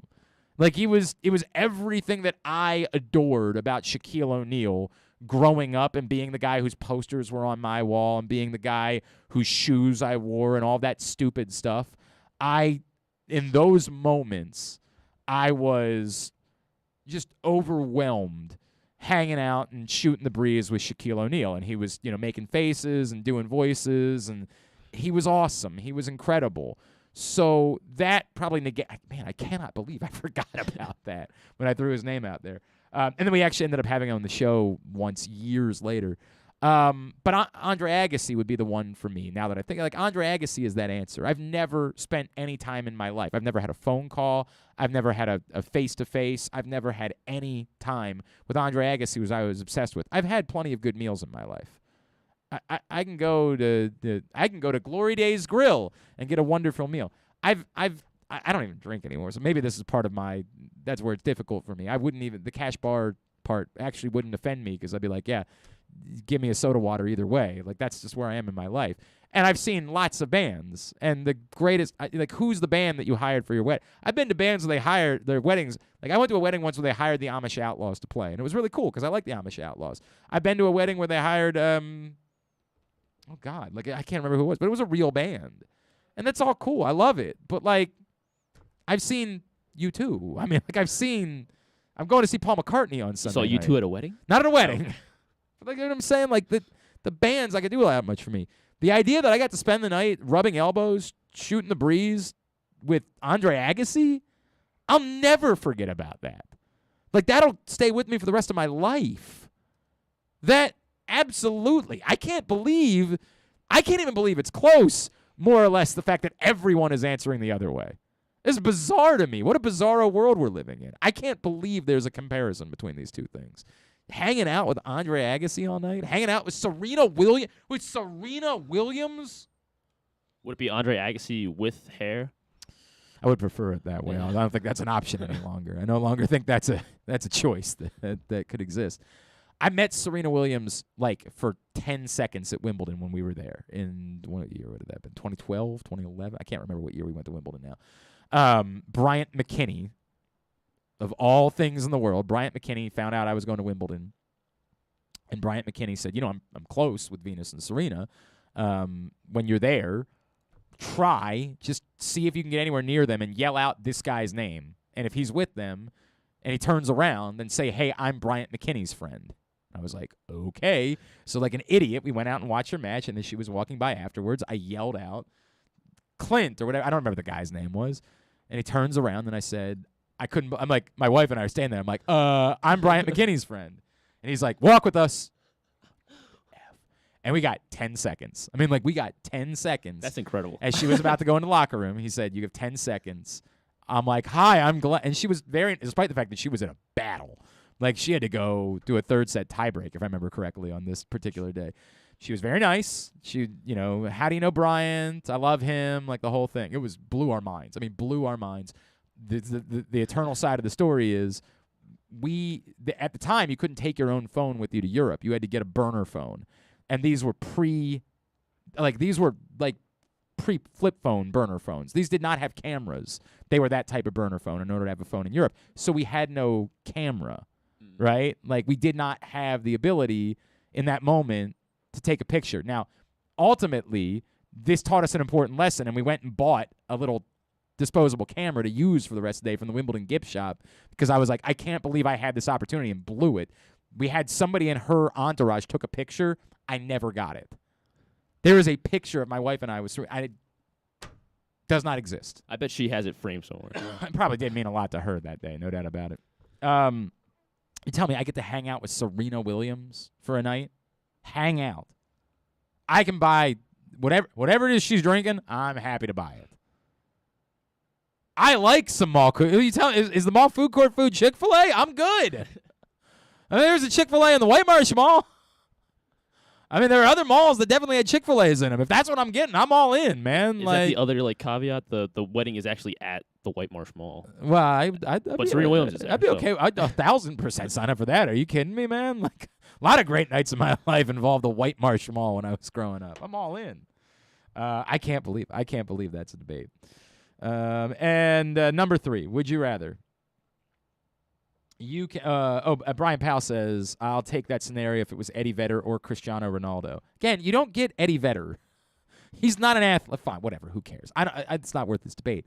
Cristiano Ronaldo, I hear you, but I would say, aren't there some unsavory stories about Cristiano Ronaldo? Isn't there? Like, might he not be a good I can't remember. I thought he's been around for a long time. I thought there were some reasons why maybe I don't know. Maybe I'm. Yeah, that's what I thought. There were a couple accusations over the years. Not so great. But you know what? He's a hell of a soccer player. There's no doubt about that. All right, number 3. Would you rather? I don't mean to. That sounds trite when I say it that way. The accusations are far more important than his ability at soccer. Let's make that abundantly clear. God, what a world. Number 3. Would you rather? Now, you don't really make any money, so this is a bit awkward for you, right? Griffin makes whatever's in my wallet at the end of the day. Hey, buddy, I got a little change from dinner last night. There you go. Enjoy. And I cherish that change. Thank you. I'm glad to hear it. Everybody's like, you're looking to hire a young person? I'm like, yep, that's what I can afford. Would you rather the 10% of the very little that you make to begin with, 10% pay? I don't even know. Do you have another job? Not. I mean, like I could still work at the restaurant back home if I wanted to. If I'm really bored one night. I guess. All right. You make 10% less, Which already isn't a lot. Yeah. Or make 3 times as much. Still not a ton. But there's not a ton, but more. Almost get to a point where you'd be on welfare. But the only job that's available, one job, is doing the same thing you're doing. You'd be some sort of producer working for the Saudi-funded Live Golf Tour. Yeah, I guess I'm going to have to stick with hanging around here because I know almost nothing about golf. That part doesn't matter. You'd be able to do the job. That's not the part. It's the part where you're working for the Saudis. That's the part. I guess it sounds like they're very sketchy. I'm also not overly educated on what's going on. Sounds like they're very sketchy. And I enjoy much more being able to worry about Baltimore sports. Not a great. Even with the 10%, I feel like I'm not really sure what's going on with all them, but they don't seem like the best of guys. Yeah, they're not. You're right. I feel like I shouldn't be telling you I'm willing to work for 10% less. Yeah, right. Good news. Good news. So actually, I'm going to say the Saudis. Right. Smart. Lou, I would have to hold my nose and work for, the Live Golf Tour. Ivan also admits that he'll be working for the golf tour. From Darren. Darren says, I don't care what the raise would be. There is no chance. Imagine who the actual people are that are your bosses. You slip up one time, and I don't think I need to finish that sentence, is what he says. Yeah, I mean, that's – I don't think that affects Bryson DeChambeau. That considered, I guess I definitely have to stay here. Right? Like, I've messed up a handful of times. Yeah, there is that. I definitely haven't done that. I mean, I've kind of – no, it's not. I don't even make a joke about that. I don't want to make a joke about that. Not a good joke to make. I don't think Bryson DeChambeau has to worry about that necessarily, but, like, you, the accountant for the whatever it is, like, I don't know. I mean, I'd have at least a little bit of a concern. I get that, like, I don't think any of the events are actually in Saudi Arabia, so I think that there are laws in these other countries that would probably help and protect you. But, like, still, the people that you're doing work with, they say, hey, come fly out and see us today. Where? In Riyadh. Do I have to? Yes. Oh. Okay. I mean, I don't. Yeah. It's not something we should joke. We should not joke about it because, we actually know a journalist legitimately lost his life at the hands of the Saudi regime. But, Yeah, that's what you're asking for. All right, continue to get me your responses at Glenn Clark Radio on Twitter, Facebook.com/Glenn Clark Radio. Would You Rather Wednesday, brought to you by Glory Days Grill. Someone is winning a $25 gift card to Glory Days Grill. We had to do this a little bit earlier on because they've got a practice schedule, believe it or not. They're doing these the OTAs, I think is how they refer to them. But we had the opportunity to catch up with new Ravens tight end Isaiah Likely from Coastal Carolina. Let's take a listen right now here on GCR. Really excited about chatting with our next guest. He was a fourth-round selection of the Baltimore Ravens, and he just signed his deal this week to make it official. Former tight end from Coastal Carolina, Isaiah Likely, is with us here on GCR. Isaiah, it's Glenn. It's so good to chat with you, man. Thank you for taking a couple of minutes for us. Appreciate you, my man. Dude, I'll be here. I'm looking at this picture of you after signing the deal, and I know you've already had moments. You've been on the field for the last couple of weeks, and you've had your jersey, but can you take me through what's running through your mind as you sign a contract and you are now officially going to be paid to be an NFL football player? I mean, it's just a surreal moment all in all. Just, playing this game as a child where you're not getting paid for anything. Just run around, tackle, score touchdowns, and now just living out your dream as a professional. And now really just making your way, paving your way. What have these weeks been like for you, being in the building? Like, is there a moment you're like, okay, I'm a Raven, and I got a feeling for what it means to be a Raven? Have you had one of those happen yet, just being in practice? Yeah. I mean, that's every day in practice. I mean, it's just giving your all in all every snap, every play there in practice, because you know that the opposing defense, on our team, or even offense. Well, I mean, we're all hitting 100% full speed. So really, just just having the mindset of every play matters, every snap matters, and really every moment matters, and just taking that in consideration. Now, I want to take a couple of steps back with you, if I could. When did you know, Isaiah? Like, give me your background. When did you know, hey, I can do something? I've got a skill that's maybe a little bit different than everybody else's. I might have the opportunity to be one of those 1%ers that can do this for a living and make football the rest of my life. When did you realize that? I've been playing football since I was 4 years old, so it's always been, a dream to play at NFL level. But I'd say probably my sophomore year of college, I realized that, man, I could really do something at the next level, and I can be that, that focal point where everybody talks about in that NFL caliber player. And I felt like just preparing myself every day and just listening and taking notes, being a sponge rather than just hearing to respond and just really just hearing to make my craft better was definitely a focal point going to my junior and senior year. So after my sophomore year, I felt like, yeah, I could definitely do this in the next level. You were in Massachusetts. I'm gonna guess you had a few Patriots fans in your life. I don't know if you were one of them or not, but I'm just gonna guess that there were a few. How have they handled? I mean, there was a pretty good thing there between the Patriots and the Ravens for quite a few years. A couple of really big games over the years. How have the Patriots fans in your life handled the fact that you're wearing purple now? I mean, it's it's a pro and a con. I mean, pro as in they get to see one of the little kids they've seen playing football since a younger kid, now at the NFL stage, live out his dreams. So it's always smiles in that aspect. They always tell me who they'll be rooting for on the Ravens, just me individually, but rooting for the Pats overall.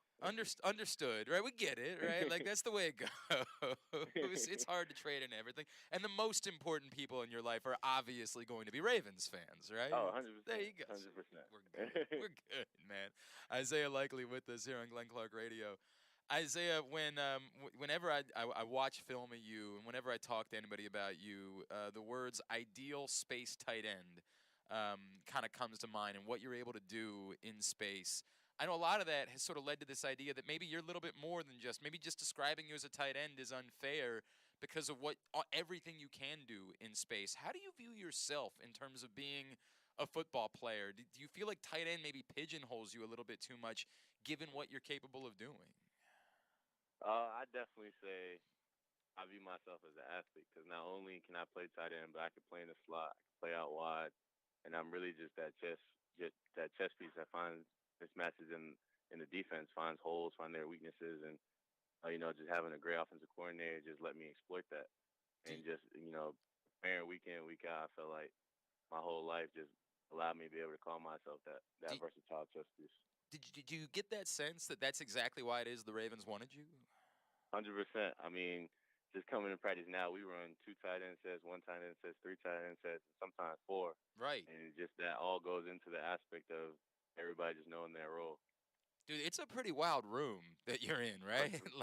Like, I don't know that there's been a lot of rooms in the history of the NFL that are quite like this, with the different types of players, skill sets, all really well thought of. What's it like inside that tight end room at the moment? As there's, I think a lot of people would say you're fighting for playing time, but as you just pointed out, there's the reality that all you dudes could be on the field at the same time. 100%. So it's really just soaking in everything that the vets really have to say. I mean, they've been through the rookie year and they've been doing it quite a while, so they understand what it takes to be a pro. So really just hearing day in, day out, like after my reps, or really just in between reps, what I could have did to get what I could have did on that rep to have a better outcome, or really what did they see that I didn't see, and then just taking that in. So the next rep, I'm prepared more than I was the last rep, and really just going about it that way. Mark Andrews went from being a third-round pick to one of the most dynamic playmakers in the NFL. Does that inspire you in a little bit as a guy who I guarantee you slipped a little bit further than you wanted to in the draft, but does it inspire you to say, hey, here's the path. Like, I can do this, make lots of money, and become just as good as anybody in this league the same way this dude did? 100%. I mean, he told me once I got here, it's not how you get here, it's what you do when you get here.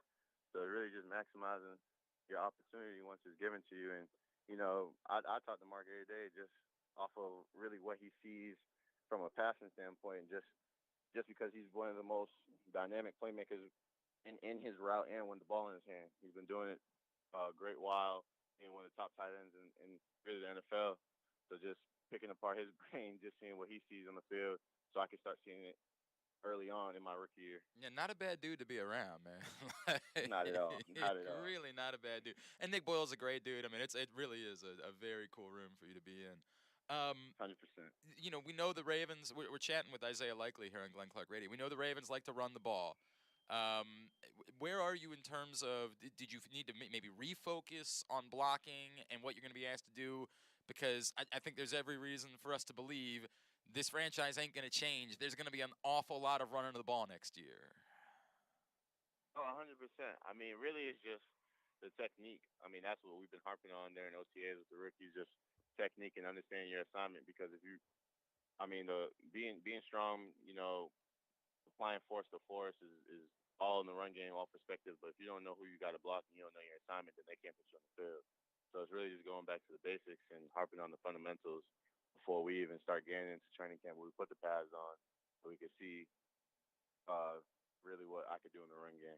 All right, so the most important question I needed to get in with you, of course, is what's it like being an internet meme? Because I like everybody else. I know I used the picture at one point to say something like, how many plates am I going to get on Thanksgiving? And then likely 4, right?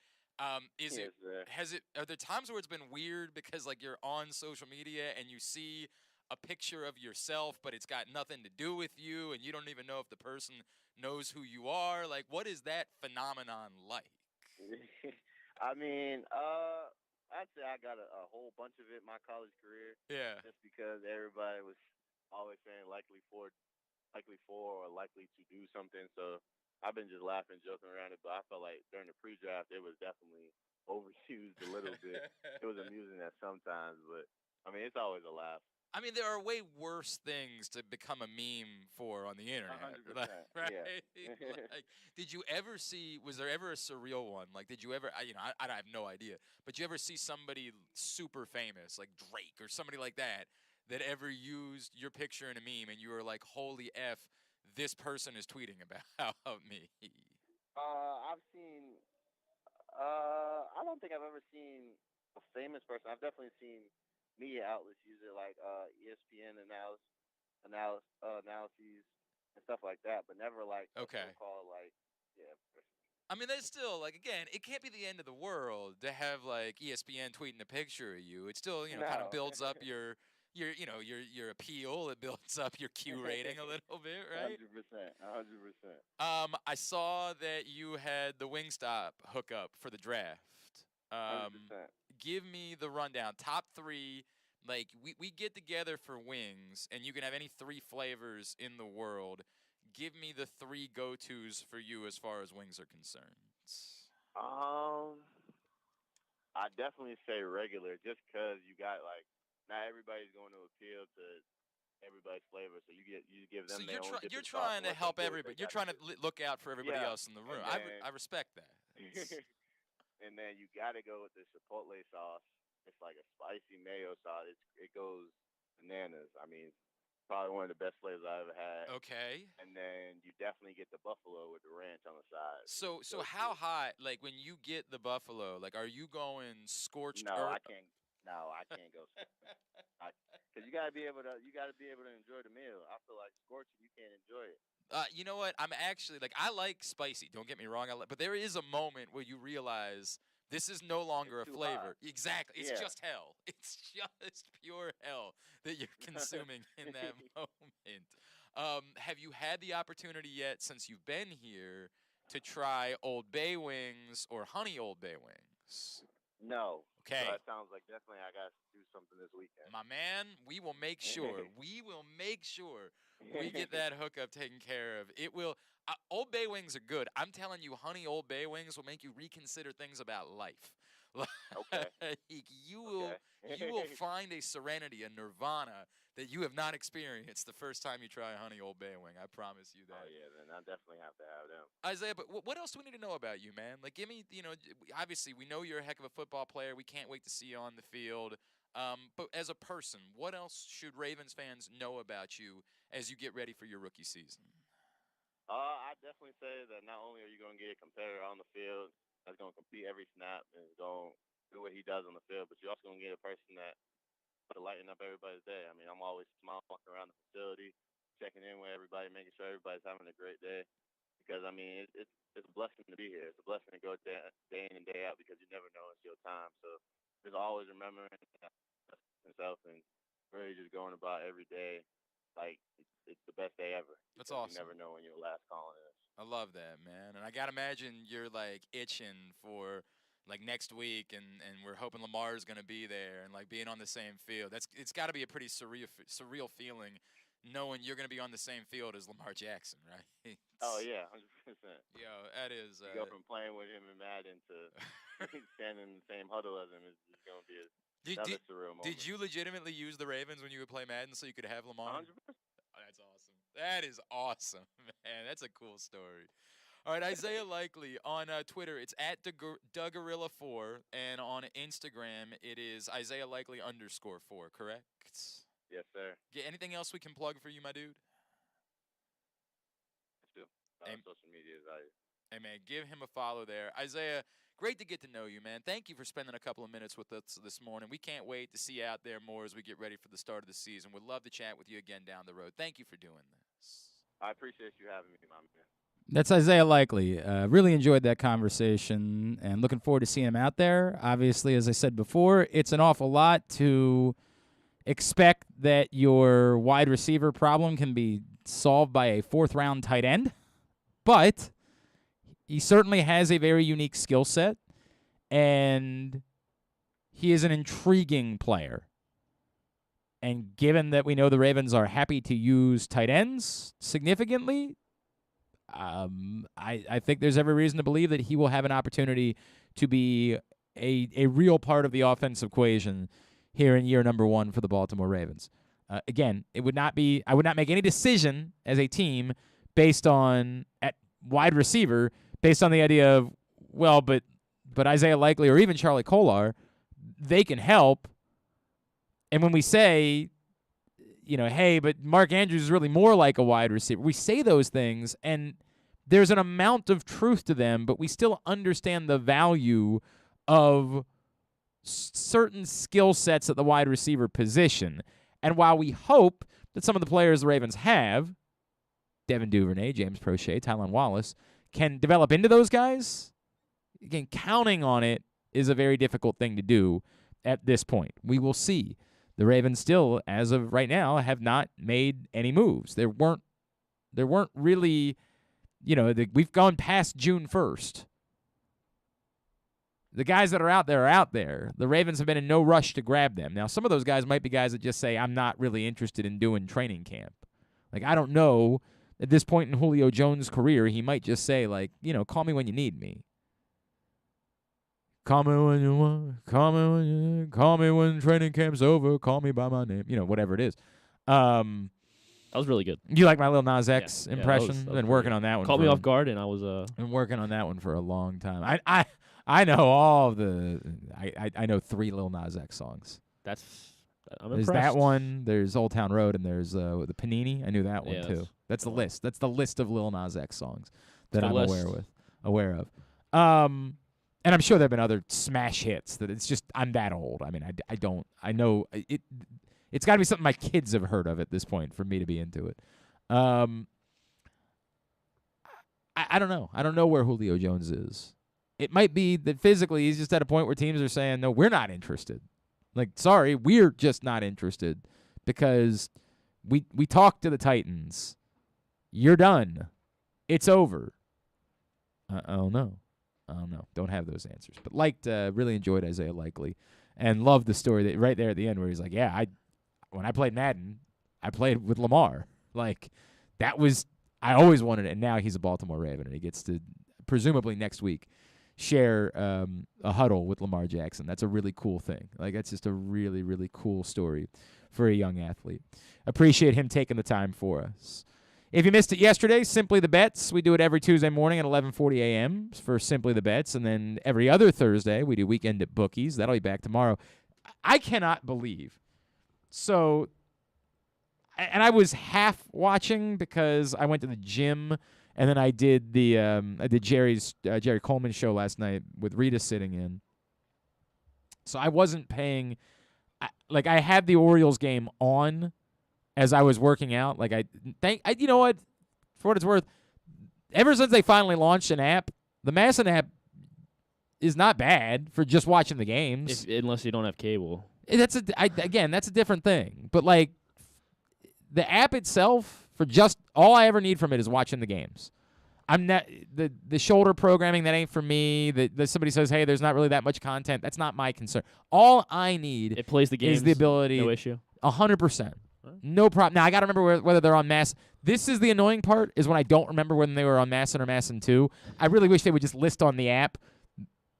What you do is you click a button. I'll show it to you. I don't know how. Okay. I was in the middle of doing a read when this started, so I got to remember to finish that. I do have to remember to go back and finish that. So here's the app, right? And you click Live TV down at the bottom. It's a little button right there that says Live TV. And it gives you the option of streaming Masson or Masson 2. It would be nice. You have a logo there. If it said, stream now, Orioles Cubs on Masson 2. Because it was the Cubs last night, and this is the other part. I'm an idiot. I literally do Totally Tubular every day. And I just forgot. And as I got to the gym last night, I was like, well, it's the Cubs. The Cubs are a big deal. The Orioles are at home. I bet they're on Masson tonight. So I clicked on the Masson button, and sure enough, it was the Nationals game. And so you got to wait through the pre-roll, video when you go to live video. So, the process ended up taking me a little bit more time. So if I have a complaint, my complaint would be about Masson 2. The point of this is that I was distractedly watching. It was on. I heard. I didn't necessarily see, because it's tough when you're at the gym. You're on one of the machines. You try to find somewhere you can set the phone.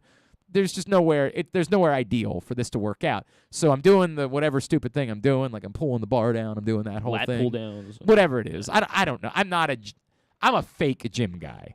I figured out the machines that I'm capable of doing, and I go to those machines. You're there. I mean, that's more than it's definitely the battle. The battle is at least being there and doing something. Right. So I'm in there. There's no ideal place. So I'm not paying attention to every at bat. I'm generally aware of what's going on. So the Orioles rough up Keegan Thompson. And I'm like, ha, that stupid idiot Aaron Oster. Yeah. What a big stupid. What a stupid. Said bet the under of 5.5 hits on Keegan Thompson. What a big idiot. He's given up Home runs left and right. He's getting his ass. 3 home runs. He's getting his ass kicked. He gave up 7 runs last night. You know what bet hit? The under 5.5. Under 5.5 hits. 5 hits In 3 innings of work, Keegan Thompson allowed 7 earned runs on 5 hits, which is decidedly under 5.5 hits. So Aaron Oster, if you had been listening yesterday to Simply the Bets and heard Aaron Oster say, bet under 5.5 hits on Keegan Thompson, you would have been, whatever the number would have been, richer because of that decision. I can't believe it. I cannot believe that bet hit. I am so flummoxed by the fact that bet hit on a night where the dude gave up 7 earned runs in 3 innings, but somehow hit the under on hits allowed. I am gobsmacked by that being the case. Guess FanDuel knows what they're doing. So does Aaron Oster. Aaron Oster knew. Yeah. Aaron Oster told you, and you could have been a winner if you had bet with Aaron. That's why you got to watch and listen to Simply the Bets every Tuesday morning at 11:40 a.m., brought to you by the FanDuel Sportsbook at Live Casino and Hotel. And if you miss it, you can find it wherever, any of the PressBox video locations. Again, Facebook.com/PressBoxSports, PressBoxOnline.com/video, or YouTube.com/PressBoxOnline. Tidbit and Tubular to wrap it up. That's next. It's Glenn Clark Radio. Hey, Birdland families, this Father's Day, join the O's in celebrating Dad at the Yard as they take on the Tampa Bay Rays Sunday, June 19th at 1:35. Go above and beyond by treating Dad to a fun-filled day with the entire family. Make sure to get to the ballpark early because the first 10,000 fans ages 15 and over will receive an Orioles golf visor. Dad's Day done right this year with the O's. Don't wait until the last minute when planning Father's Day. Secure your tickets now at Orioles.com/tickets. Sports fans, the wait is over. The all-new FanDuel Sportsbook is now open at Live Casino and Hotel in Hanover, Maryland. This is your chance to win big right in your own backyard. Bet on every sport with self-service kiosks and watch all of the action from the best seat in the house. Make every moment more at the all-new FanDuel Sportsbook at Live Casino and Hotel in Hanover. Please play responsibly. Gambling problem? Please call 1-800-GAMBLER or visit mdgamblinghelp.org. That first sip. That first bite. Start your day off right with a delicious breakfast at Royal Farms. Choose from a fantastic selection of fresh Royal Farms breakfast sandwiches and top it off with a rich hot cup of the freshest coffee in the world. At Royal Farms, breakfast is available day and night. It's the freshest breakfast in the world. Real fresh, real fast. Royal Farms. Baseball is back, and so is the spring seasonal menu at Glory Days Grill. Start with the opener, flash-fried pork belly with our popular Korean No. 2 sauce, and take a bite out of the Crunch Burger, topped with home run sauce, white American cheese, and house-made chips. It also features irresistible options like a baseball-cut sirloin with blue cheese, grilled shrimp with garlic butter, and a strawberry salmon salad. And then there's the closer, the Cracker Jack Sundae with a waffle, ice cream, and Cracker Jack. This menu will be gone at your neighborhood Glory Days Grill. GloryDaysGrill.com to find out more. Great food, good sports.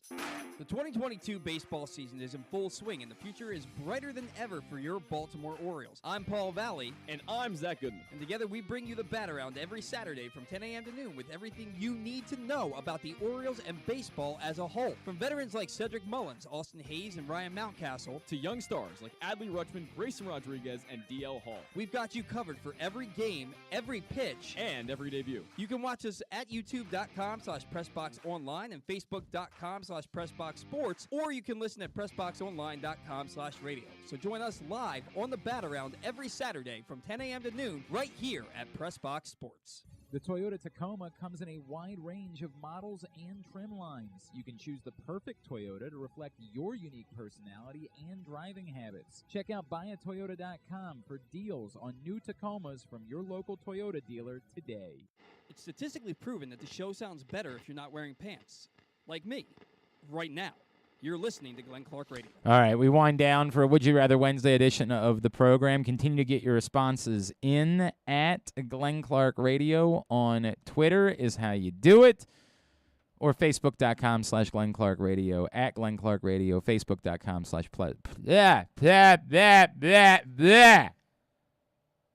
Top of the nines. Facebook.com/plus. Oh my God, I did it again. What is happening?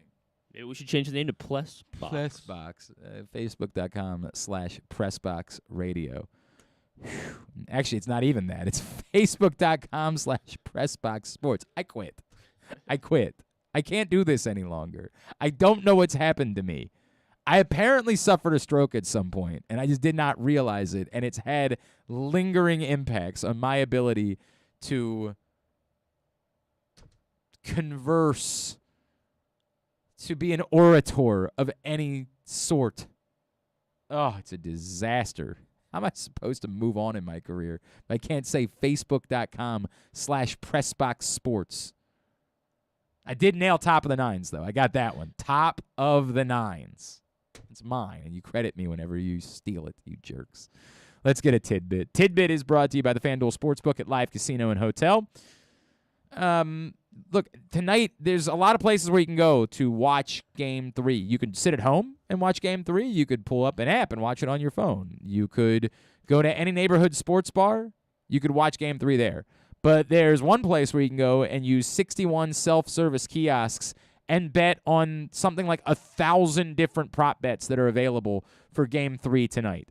And that place is the FanDuel Sportsbook at Live Casino and Hotel. And they just so happen to have a 100-foot media wall. Delicious food. Delicious. I like the Korean Bowl. Big fan of that whenever I'm down at Sports and Social. And Sports and Social. I don't know. I think you said it now right. It's in my head. I know. I think it might be in my head now. God, I got whatever Adley Rutschman's dealing with. Sports and without all the talent. Yeah, you'd be lucky. Sports and Social. Highly recommended. It's very good. They've got reclining seats. They've got plenty of table space available, but if you want to reserve your spot, if you want to guarantee that you and your group will have your own spot for watching the games tonight, I would encourage you to email events@sportssocialmd.com. Reserve your spot for Game 3 tonight or Game 4 tomorrow. Friday night. It's Friday night. I don't know why I said tomorrow. Friday night in the FanDuel Sportsbook at Live Casino and Hotel.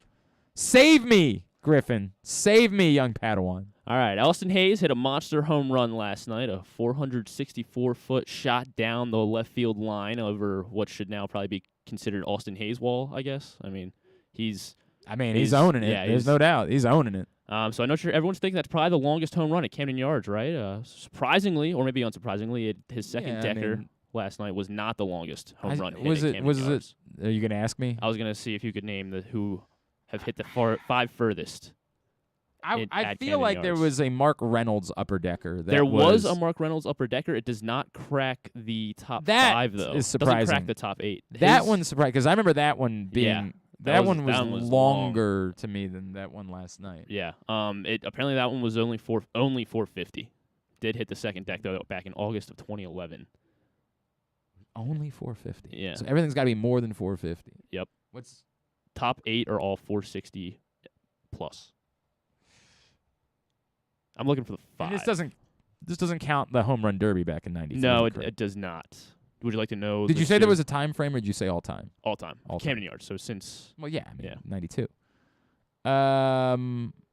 It's really the only data we have too. So what about the one that Manny Machado hit? What about that one? That one is number 3. Number 3. Okay. June 2nd, 2017. Manny hit a 465-foot home run off of Rick Porcello. And that is number 3. I'm feeling like Juan Gonzalez hit a bomb. That was in the home run derby. Oh, it was in the home run derby. That was a 473-footer off of like the third deck facade. I think that was to win it too. It was pretty dramatic. Oh, and obviously Griffey hit the warehouse. And that one was only 445 to the warehouse. Really? Yeah, that's what like the little plaque says, 445, and it's like still like 8 feet up the wall. So does that mean none of the Utah Street home runs are on the list? No. Jesus. No, so those always look like. Yeah. They always look so like these bombs. are all to left field. Mm-hmm. Or center field, I guess. Man, I'm not sure. Austin Hayes rounds out the top 5. Austin Hayes rounds out the top So 5. Manny is 3. All right, well, I guess Actually, how many- Manny's tied for 3rd. How many of them are Orioles? Manny and Hayes are the only 2 Orioles in the top 5. Everybody else is a visiting player. Yes. Okay. Okay. One that held the record for the longest time was hit off of Mike Mussina. Off of Mike I'm not sure if Mussina. that's going to help at all. I don't think it's going to hit. I don't think it's going to help even remotely. You might have to start giving me some hints, man. I'm not really sure. That all right. So let's see. The top 2 were within the last 5 years. Top 2 within the last 5 years. Yes. All right. Was it a Yankee? No, not a Yankee. Was it a? Was he? No, not a Yankee. Was it a Red Sox? No. Was it a Ray? No. Was it a Blue Jay? There you go. It was a Blue Jay. Yes. Batista. No. Encarnacion. There you are. Edwin Encarnacion, 466 feet back in 2017. I don't remember. Yeah, I don't remember that one either. I mean, I'm topped Manny's in 2017 by 1 foot. Okay. Number 1, I think it's gonna be obvious when you get it. Number 1's gonna be obvious when I get it. I think so. Yeah. It's gonna be obvious when I get it. What, AL East player? No, not AL East. AL Central. Currently AL Central. Back then he was in the He was in the AL West back when he hit it. You sure it's not the other way around? Yes. Who are you thinking? No, okay. You're saying a player that currently plays in the AL Central, but was playing in the AL West when he hit this. Right. Well, that's different. I thought you meant like the team used to be in the AL West. Yeah. But well, I think now Houston I was think once you know in the the team. Central. Yeah. Well, I don't actually. No. There's a player that was in the AL West that's now in the AL Central. Well, you just said the team he was on, so. Oh, Houston. Well, I had nothing to do with that. So he played for Houston. Now he played Michael Brantley? No. He's a lefty. Oh, no, he went the other way. He went Cleveland to Houston. Yeah. Correa. There you go. Correa. Yeah, 474 over the bullpens. Oh, I do maybe remember that. Back in 2019. All right. Maybe I do remember August that. 2019. That one was huge. And then tied for 3rd, so another 465-foot shot. June 17th, 1998, off of Mike Mussina, Darryl Strawberry. I don't remember that at all. Yeah. I mean, and that held the record for about. Was he a Yankee then? I guess. Yes, he was a Yankee then. All right. Very good. It's a good. That was not for me. Clearly. Do you know what the longest home run you ever saw in person was? No, not at all. I don't even. I just remember seeing holy crap, that was amazing. Yeah. Right? I was at the game on Cinco de Mayo this year. Byron Buxton hit a bomb. I think that's the longest one. And it was only 452 apparently. Because his did not crack the list. I thought it was going to be on the list, and I was going to be like, oh, is that kind of game? pathetic. I don't even know why you're bothering to remember it, frankly. Let's find out what's coming up totally tubular-wise tonight. The Orioles will wrap up this short series with the Cubs. Just a 2-game little jaunt this week between the teams. They get back together for 2 games in Chicago. It's very weird how they do these things. It doesn't make any sense. Masson 2, again, so if you're pulling up your Masson app, don't pull up Masson. You'll have to wait a long time. Pull up Masson 2.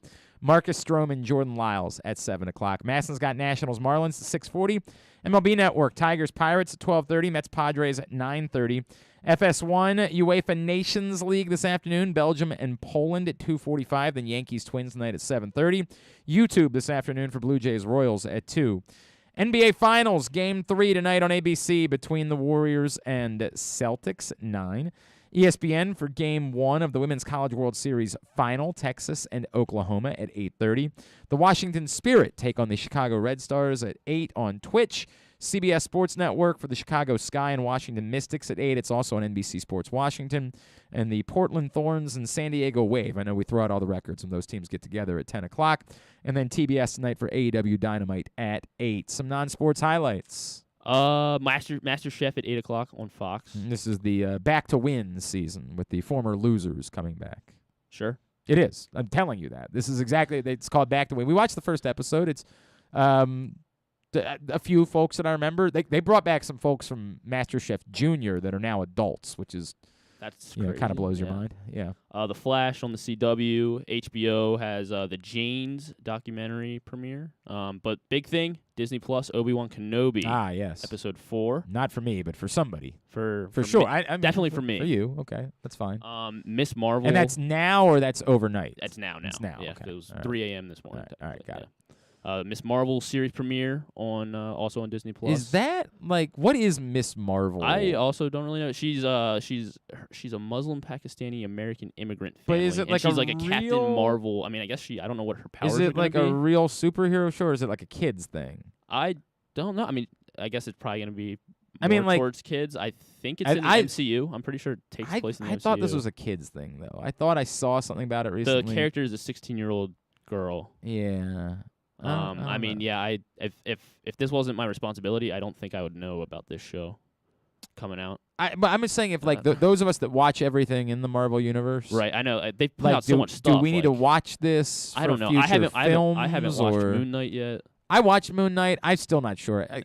Moon Knight was the type of I show. watched Doctor Strange without seeing Moon Knight. Moon Knight was a real problem for me because I can't watch things with undivided attention any longer. Like I can watch things in the background. Except for Obi-Wan Kenobi, as I you got to work. give that all your Right, I'm not going to be watching that. And it's not the type of show that you can watch with split attention. You have to give it your. I think I like Moon Knight, but I'm not really sure if I like Moon Knight or not. Oscar Isaac, great actor. He's an incredible actor, but there is just so much happening with the split personalities and is it split personalities or are there multiple? Is it some sort of magic that I can't figure it out, and it's so much effort to stay with it that ultimately I just said I'm just gonna leave it on. I will take from it what I can take from it. But I'm not going to be able to tell you whether or not I actually like Moon Knight. I can't answer that question. Kind of makes me want to watch it because now I feel like I could definitely take something away from it. There's a lot happening. There is a lot happening there, man. It might be a great show. I just genuinely don't know. Final thing, Netflix, The Hustle film with Adam Sandler, and he's the 76ers. Is that out today? That is out today. Nah, it's a big no. That's a big no from your boy. I don't. Who knows? Another Adam Sandler basketball, Uncut Gems. I thought that Uncut was Gems was a good movie. Yeah. It was very. Well, who knows what the? It was very much not an Adam Sandler movie. If this is in any way an Adam Sandler movie, Adam Sandler's shown his range. I'm with Uncut out. Gems. I'm at the one time, and it required him working with the Safdie brothers. He could not do it. When he gets control of something, he's going to F it up. He's just going to make a stupid movie. I don't know. I'm a big fan of Grown Ups. Grown Ups is pretty. Oh, God. Grown Ups 2. Why do you know people can hear this, right? I like Grown Ups You 2. understand that. People can hear you say these things. It's not. I know it's just you and I in the room. I understand that, but people do watch and listen every now and then.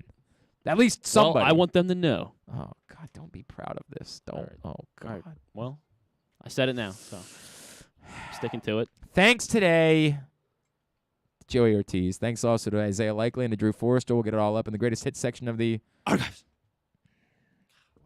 Just keep working on it. If it doesn't get better within a week, we're bailing. All right. We're trying something else. All right. All right. It's got to be more defined. It's got to be more pronounced. You've got to get the chives part out of it. Okay. The chives. I don't have a problem with the sneeze. The sneeze I'm good with, but it's got to be a real defined chives, that type of thing. Okay. There's got to be a pronunciation to it. I don't know that people realize what you're doing when they just hear you do that. Right. Okay. I can see you, but I think the person that just hears it would have no clue what it is that you're trying to do. So we just got to work on that. All right. Okay. Promise me that. I promise. Tab at GlennClarkRadio.com. Tomorrow, stuff and things. I have no. Do we have anything booked? I don't think we have anything booked for tomorrow. I don't think so. Do we? No. No, I don't think so. We'll work on that. Thanks, everybody at PressBox, all of our great sponsors and partners, including Glory Days Grill, Royal Farms, the Charm City Match, Grade 8's Memorabilia, the FanDuel Sportsbook at Live Casino and Hotel, the Baltimore Orioles, your local Toyota dealer, buyatoyota.com. Thanks to Griffin, at Griffin_Bass on Twitter. Thanks to Ryan, at RexSpexRyan. Follow us on Twitter and Instagram, at Glenn Clark Radio. Have a great Wednesday evening. Go Birds. Duke sucks. Ohio State sucks too.